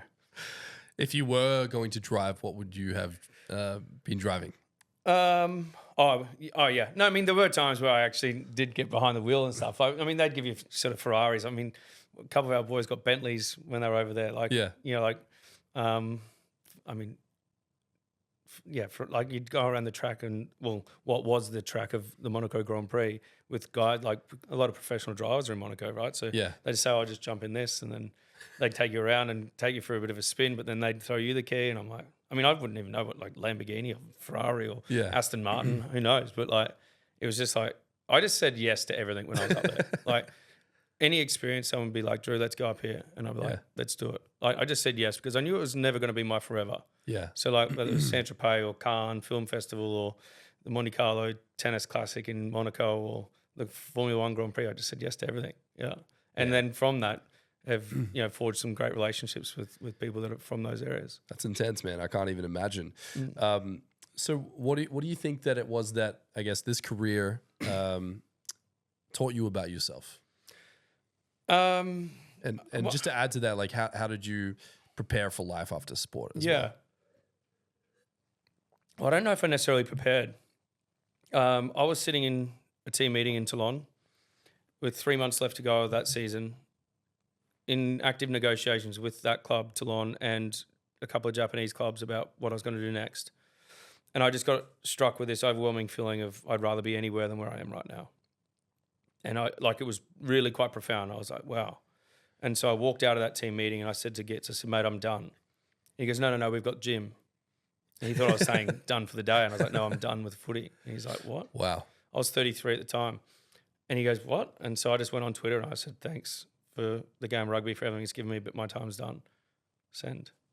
And just like, I didn't want to call my parents. I didn't want to call my agent. I didn't want to call like my loved ones and close friends, because I didn't want to give them the opportunity to talk me out of a feeling that was so profound and so like impactful to me.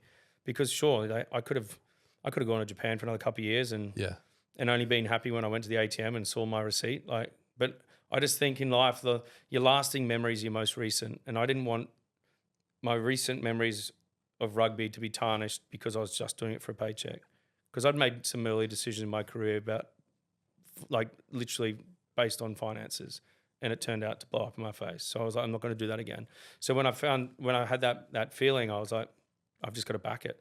And so I got to finish the last 3 months. Like the owner and the coach called me straight away once it kind of went on Twitter, and they're like, Drew, what the fuck? Like, I was like, yeah, look, we don't have to keep talking about contracts for next year. Like, let's just play out this one. And now we lost the final that year. My last game was losing a final at Stade de France in Paris. Mum and Dad were over there for it. Like, it was great. I mean, to be able to sort of tick off, this is my last this, my last that, my last this, and then, actually play out your last. But then I got back and I was like, well, what am I going to do? I wasn't one of those guys that studied when I was playing, because I'm the type that, like, when I first started, I was doing a degree and I thought I could do both do both okay, but none of them particularly well. I just needed to focus on one of them, and that became rugby. I was lucky enough to pick up a bit of sort of play-by-play stuff in commentary for the first year of my retirement, and then got a contract with Fox Sports for 2 or 3 years. And then that finished, but then I jumped across to Channel 9 and Stan. But then I guess one of the things I'm most proud of, I suppose, is my self-awareness. So I know that, and we hear it from so many other athletes that have retired from different sports, that it's difficult. It's finding purpose. It's finding passion, all these sort of things. And, people really struggle with it. I've struggled with it. But I guess first and foremost, I thought, okay, mentally I'm going to hit some potholes in this journey. And rather than get in a pothole, find out and equip myself with the tools to get out of it, let's be proactive and preempt those potholes and have the tools to get around it before I even fall into it. So I started to see a therapist, regularly. And at first it didn't sit well with me. Like, I think, there's the stigma around it and whatever, but then I sort of got over that by thinking like, we've got a coach or a teacher in everything in life except for life itself, right? Like, someone teaches you how to crawl, walk, ABC, 1, 2, 3, how to pass, how to whatever, right? Everything, but not how to live, right? Like, life decisions, things around relationships, things around, why you are who you are, why you react to certain situations, why, like, you go to your parents for that, or your nearest and dearest, and that advice is often biased. Now, it's not intentionally biased, but it's just biased, right? So I'm not necessarily hearing, Drew, you're being a dick, like, or you're doing the wrong thing here. Like, you're just like, no, love, like, you're doing great. Like, so I sort of started to see my therapist as a life coach, and like just getting the harsh advice that I needed to get. What was the harshest piece of advice you feel like you needed at well, that time? I mean, I think, what it was probably more about? It was more about education and learning about who I am. Like, why do I respond to situations like this? Well, it's because of something that happened when I was younger, or it's because I was embarrassed at a time when I was at school and it had such an impact on me that now whenever I get in that situation, I literally go to that response. But it's like understanding, okay, where's the core? Where did that start? Why did it start? And then how do I arm myself with an understanding of knowing what those triggers are, or when it happens, arm myself with tools to help deal with that situation. So so that was sort of something that I think I've become really comfortable with now, is like just going and seeing a therapist and just being honest. Because I also think there's no point going to a therapist if you're going to be 80% honest, right? Because you're only going to get 80% of the solution. So now I'm just like, warts and all, just like go and chat it out. Yeah, and then I think the other thing is being self-aware about, often we'll try and fill voids, right? Like when I was about a year and a half out of retirement, or in my retirement, I was like, what am I missing? Like I'm missing something, right? And it was adrenaline. It was a spike in adrenaline. Like running out 40 odd weeks a year, every weekend to like a raw, anywhere from 10 to 100,000 people, right? 80,000 people screaming. It just becomes weirdly, subconsciously, you become addicted to that. And so that's why I understand when former athletes turn to unsavory ways to feel that high, right? Whether it's drugs or sex or alcohol or gambling, all these sort of things, because perhaps it's just being unaware of that void you're trying to fill, but you're doing it in detrimental ways. So I felt like I was sort of starting to maybe go down that path. The other thing I thought initially that I was missing was the application of skill, like the repetition of skill, the pursuit of perfection of a skill. And so through a discussion with a friend of mine, Carl G. Marco, he was learning how to fly a helicopter. And I had no ambition to be a private helicopter pilot, like a charter pilot, but I needed the process. Yeah. So I went and tried it. And I got the adrenaline because I'm scared of heights. And you're in this the Robinson 22, it's so tiny and you're up and it's so hot out at Bankstown. Sounds like the worst possible thing to do when you have a fear of heights. Yeah, and they take the door off because it's so hot out at Bankstown, and you got just an over the strap sort of seatbelt. But the repetition of skill for that, because you've got two pedals here, which is sort of the attitude of the aircraft. You've got like a handbrake, but also a throttle on the handbrake plus the control, right? So in terms of skill, like there's a lot going on. Like I would do an hour lesson and then almost have to nap in the car before I drove home because mentally I was just exhausted. But so I got, I think, 25 or 30 hours up in my book before we had bushfires that year and then COVID hit and all the rest of it. But for that period of time, it served its purpose for me, which was just to fill a void that I could have potentially filled with unsavory behaviors. And then, so that was fine. And then obviously COVID happened and, we're all sort of locked up and it was all a very weird time. But then I started commentary again, which was largely Friday, Saturday work, the odd Sunday. But Monday to Friday, I was I had all the time in the world. Now that was good for a period of time, but it also then became detrimental. I wasn't being productive. I wasn't using my brain.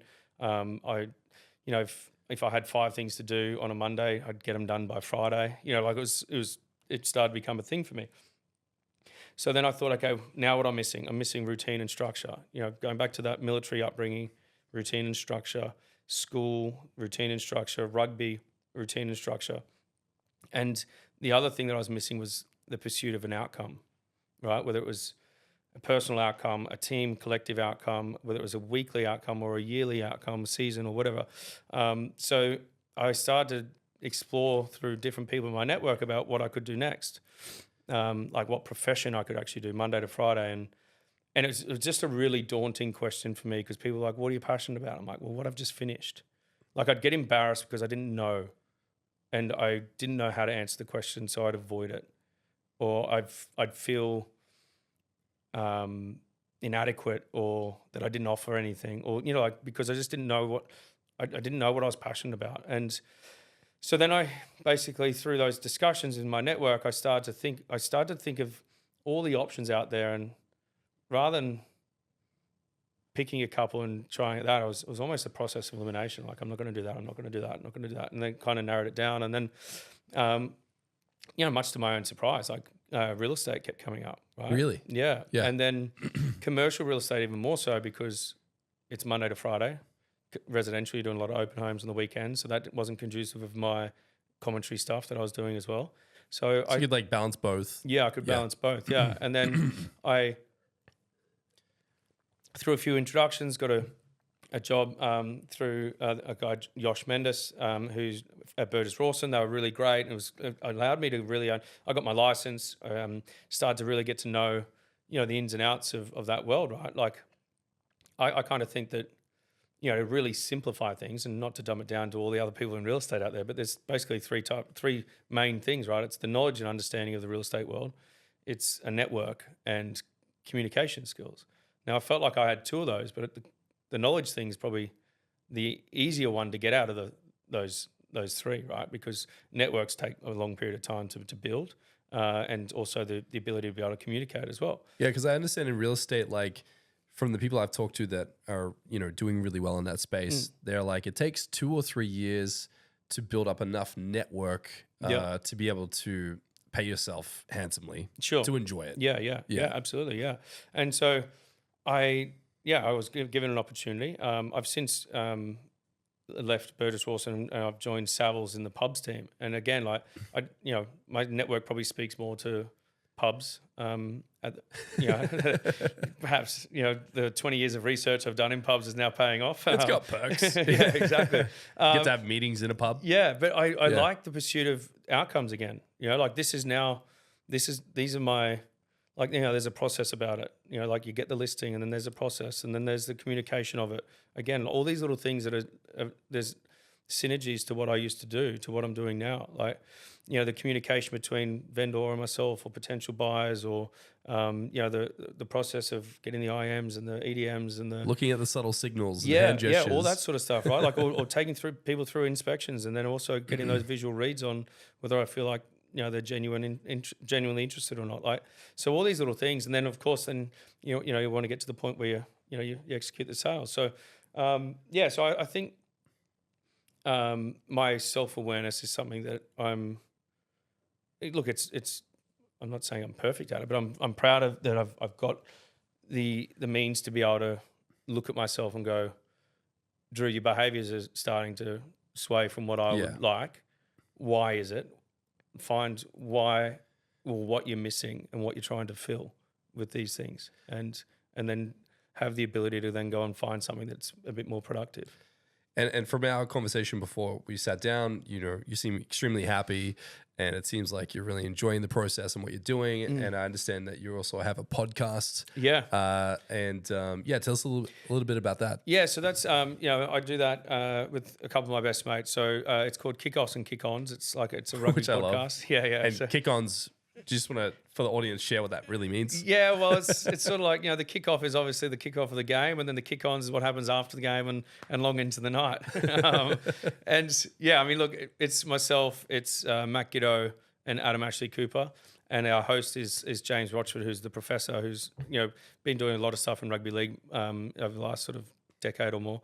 But he's our host, and then we've got like a bunch of guys that sort of help us behind the scenes, much like you do, but ours is a much smaller scale. But for me, I think initially when we started it was an opportunity to have scheduled time with my best mates every week. Like every Monday afternoon, we catch up, we have some beers, we talk about something we love, but we share time together. Like when the other two boys are married with kids, sometimes getting all together at the same time is difficult. Well, I've got 2 kids, and I get it. Yeah, right, exactly, right. So to have this signed off by everyone for every Monday, like we've done 36 episodes this year. So there's a lot of logistics, a lot of talking to the wife, yeah, prepping the weekend, the nanny, all of that, right? So to now have it all signed off by everyone. It's fantastic. And then secretly we just want to hang out. Yeah, pretty much. We're just hanging out. There's just a couple of cameras and a microphone. But I know it's a good opportunity for us to stay connected to the game that we love. It's a great opportunity for us to stay connected with each other. And it's also giving us some of those moments that I was talking to you about before, the things that you can't replicate in a corporate world where, we're about to go on tour to England, Ireland, Scotland, Wales, Monaco, and Dubai together. We'll be in we'll be in Airbnbs or hotel rooms together. We'll be on planes. All those little sort of small moments that that we used to have as teammates for so many years that we Gonna haven't make had. sure you belt out True Blue and Oh, absolutely. Yeah, sink well, a it couple depends. schooners. If the live shows go well, then we'll sing it. if they tank, then we won't. But Okay, so I've heard about these live shows, Yeah. and it sounds like a concoction of like Jackass meets Kill Tony meets a podcast, which is like I'm hearing stories about you roundhouse kicking beers off people's heads. well, yeah, that Like- happened in our last one here in East. So Maya are a sponsor of our show, right? And we do like a little match fit kind of segment. And on one of our podcasts, I just sort of said how good they are, and one of the questions is always, where would you wear them? And I'd said, probably to kickboxing, and then I did a roundhouse kick off Adam's hand. And so when we went into this live show at East Rugby Club about a month ago or so, one of the audience members, when it became question time, said, can you kick a beer off someone's head? And now I had my best mate from school, Chicken, he was down. Wait, what was your thought process? Were you immediately like, yes, I can? Yeah, absolutely. Yeah. I mean, What kind of question is I that? was probably 6-7 beers deep at this point, so I was like, "Yeah, I've got this." And so then I got my mate out of the crowd because I'm like, if I can knock anyone out, it's him. He'll be fine. Like we've got that strong enough bond for us to get through this. And so he put the beer up on his head, and I roundhoused it off his head. But yeah, I mean, Do you have footage of this? yes, I do. Yeah, I I'd can love send to it through see to you this. guys. Yeah. But I mean, the live shows is just an opportunity for us to firstly meet the people that are listening and watching and subscribing and buying our merch and that sort of stuff. Because I think, we're only able to do that because people are doing that, right? So for us to be able to sort of sit there and mingle and rub shoulders, but also kind of have an environment where everyone feels like it's just us, because there's no cameras in those shows. It's not for anyone else's, digestion. Like, that's just the people in the room in that moment. That's what you get. So it's kind of like a unique kind of experience for us, but also for the people that come along, because they're getting something that, the however many thousand consume the weekly stuff aren't getting. So What cities are you guys going to? so we're doing London, which is actually just sold out. So we're going to do Wow. a second show in London. Congratulations. Thank you. And then we're doing Edinburgh, Cardiff, Dublin. And then we're going to do some stuff we're doing the Dubai Sevens. Okay. Yeah, which would be really cool. So that's on the way home, Dubai Sevens. And then there's one more maybe around south of France, maybe Monaco. Interesting. Is about to be Oh confirmed. man, I want to come. Yeah. Well, we'll put the links in chat. Yeah, for sure. For anyone who wants to check that out. Yeah, that'd be great. Yeah, really Yeah. cool. No, it's good fun. Oh hell yeah, man! Kicking beers off people's heads and touring the world sounds like a lot of fun. Yeah. Yeah. So one more question around, like, I guess the Wallabies in the game. Mm-hmm. I'd really like to understand, like, and this is a bit of a curly one, because I understand that you guys were playing in the golden era and the Wallabies have had some ups and downs and different turbulent times. What do you think is the current state of the problems in the rugby union right now as you see it? Oh, mate, like this. How long have we got? And I don't mean that in a disrespectful way. I just think it's layered. I just don't think there's a silver bullet for Phil Waugh and the administration to be able to just go, if we fix this one thing, everything else is going to be fine, right? I think there's probably a bit of a disconnect in like our fan base and the Super Rugby level, but also then Rugby Australia. I think there's the biggest issue is probably financially, right? Where we are financially and how we've got to this position financially. That we've gone to 5 Super Rugby teams, and then Western Force got kicked out. They've since come in, and now Rebels have been kicked out. Financially, we're just not able to have a viable product at a state level, which then impacts the Rugby Australia, the bigger sort of administrator that have to bail them out or make harsh decisions, because no one wants to see teams no longer exist. Yeah, because if you look at the NRL, they're doing great financially. Yeah, and Yeah. I think, look, The same with AFL as yeah, well. Yeah, and this is again from the outside, because I have no idea in terms of financial situation and diversification, that type of thing. But it seems like we're too reliant on sponsorship, merchandise, ticketing, and broadcast deal. Like those 4 avenues are our main streams of income, right? Whereas, I mean, you look at rugby league and they've got property portfolios. They've got other ways where they've got income coming in. they're creating So surplus. yeah. They're building war chests for a rainy day. Yeah, that kind of thing. But then you look at it as well, like rugby league. They've got all their leagues clubs and the gaming machines, and people will have their issues with that or not. But what it is doing, like it's feeding the pathways, right? Like we're losing the battle at 13, kids when they're 13, right? Like I've done some stuff at some of the private schools here, and there's 7 players in a starting back line, and they had 8 players signed with rugby league teams. So after they finish school, so they're playing rugby union at, say, a Scots or a Kings or wherever, playing rugby union, but they're being placed there by rugby league teams, right? So the narrative is always, oh, rugby union lose another one to rugby league, whereas really we were only kind of borrowing them for their schooling, because they're always going to league thereafter, right? We had 5 years to maybe try and sway them, but of course, like, when a kid's leaving school at 17, 18 years old with 50 to 100K guaranteed, rugby's not in a position to be able to do that, right? Yeah. Or rugby is also not in a position to be able to pay for their schooling for X amount of years.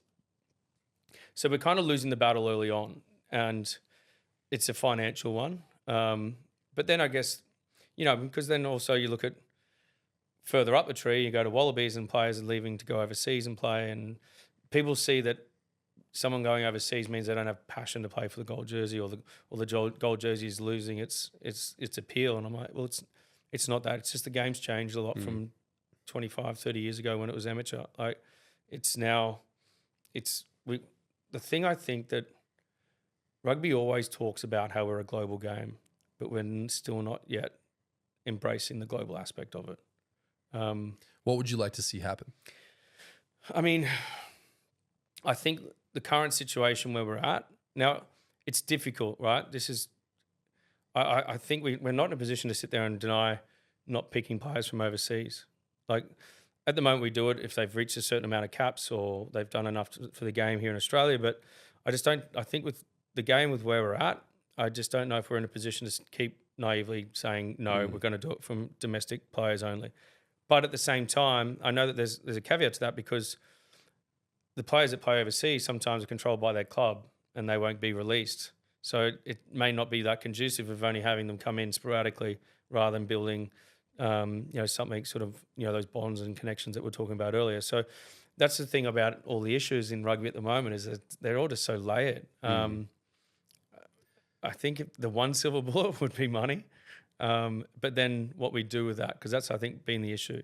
We had, 2003, we had a war chest of cash after the World Cup when we hosted it here in Australia. What we did with that money was try to inspire future generations of Wallabies. Now our guys across the ditch, they were putting all their money into developing future All Blacks, right? And that's the difference. Like every 18, 19-year-old that played rugby in Australia, they wanted to play for the Wallabies. They just weren't quite good enough. Yeah. Whereas go across to New Zealand's approach, they wanted to play, but they also were good enough because their pathways and their development programs, readied their players so that when they were of age to go and be looked at for Super Rugby or the All Blacks, they were ready. We do with the money. Would you ever consider, jumping back in the ring and playing some kind of role? Oh, you mean like administration? Administration or coaching or anything like that? I wouldn't do coaching. I just think that there's, like, one, I don't know if I'd be suited to it. Maybe you could develop their property. Yeah, exactly. Yeah, maybe get them into some of the pub space. Yeah, yeah. Owning pubs, but not visiting them. Coaching's tough, right? There's no long-term coaches.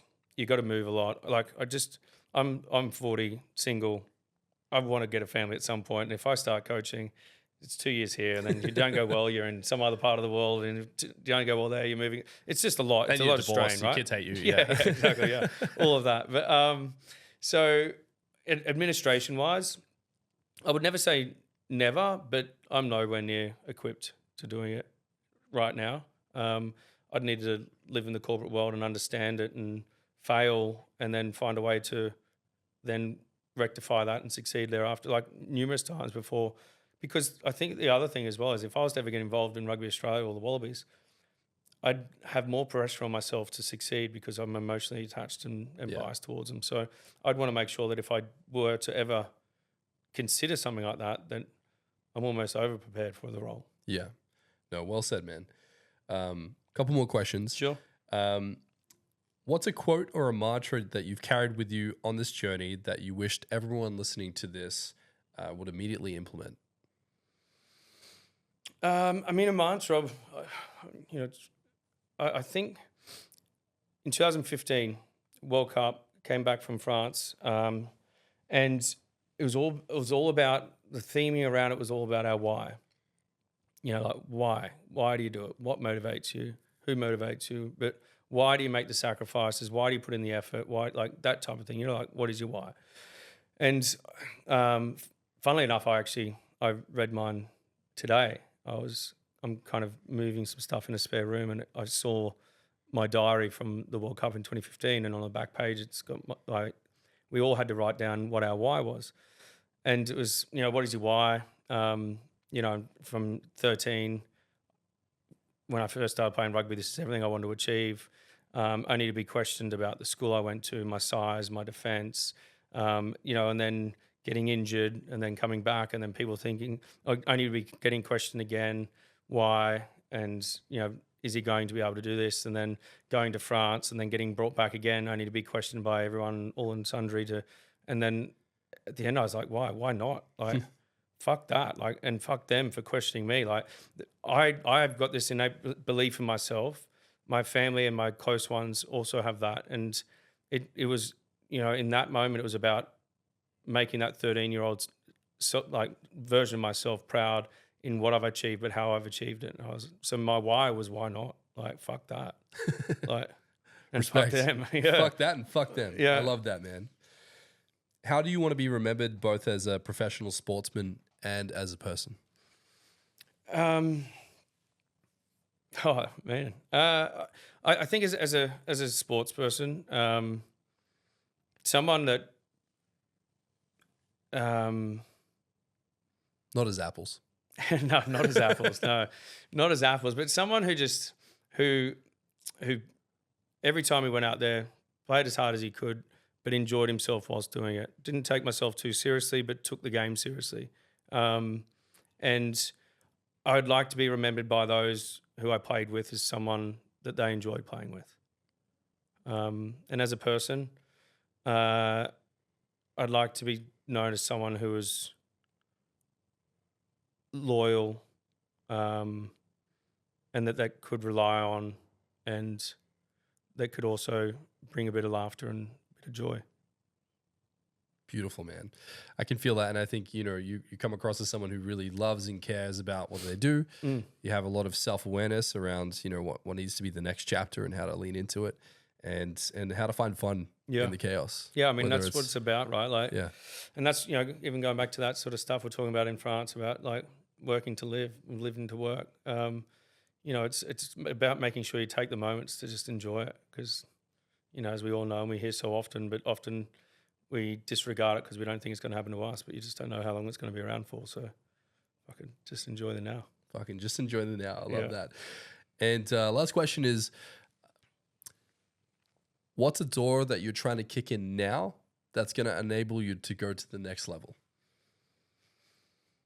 One that I'm probably really struggling with and one that I'm trying to kick in is having the discipline and the motivation to have discipline and motivation, if that makes sense. So my relationship with training is not great. My application, I need structure, I need routine, and that's not just in training, like physical training, but also in some of the work that I'm doing, because all my structure was always provided for me, whereas now I'm the master of my own structure and my routine.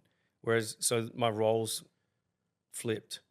Like I still need to be the one that does those things and turns up and goes to the gym and have structure in the way that I do my admin and the way that I get through my work at work.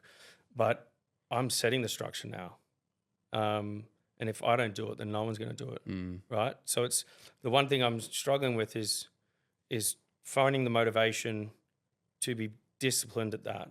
And when it's uncomfortable and when I feel like doing something completely different or just taking the easy route, is to staying on track to say no, be disciplined enough to lock in and and set these sort of these structures, and then I can commit to them, because, like I said, all those things were always set for me: what to eat, what to wear, where to be, how to get there. You know, to turn. It was all done for me. I didn't have to think. I didn't have to do it. I just had to implement it.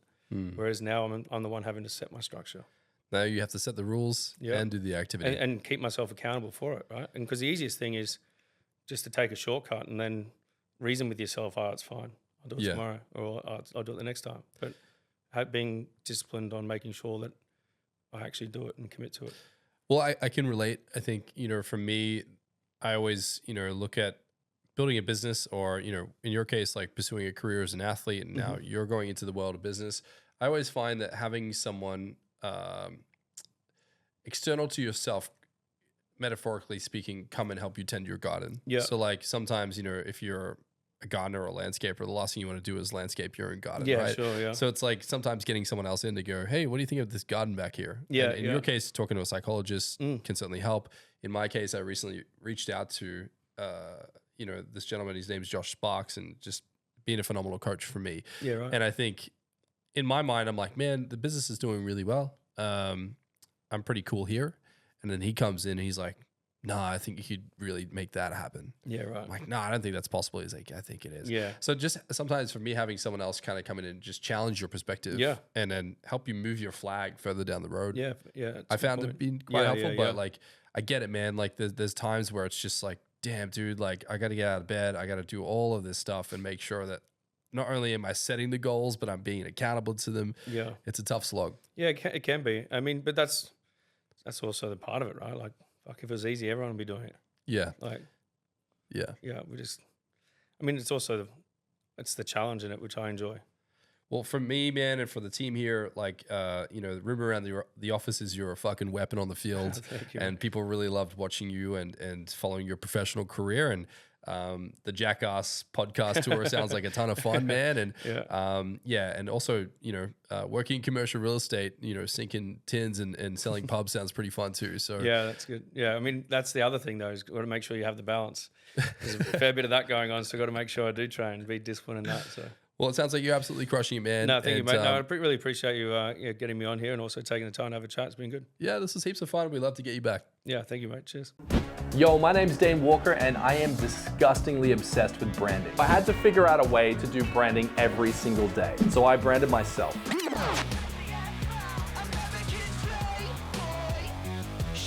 Then, I started my agency, Rival.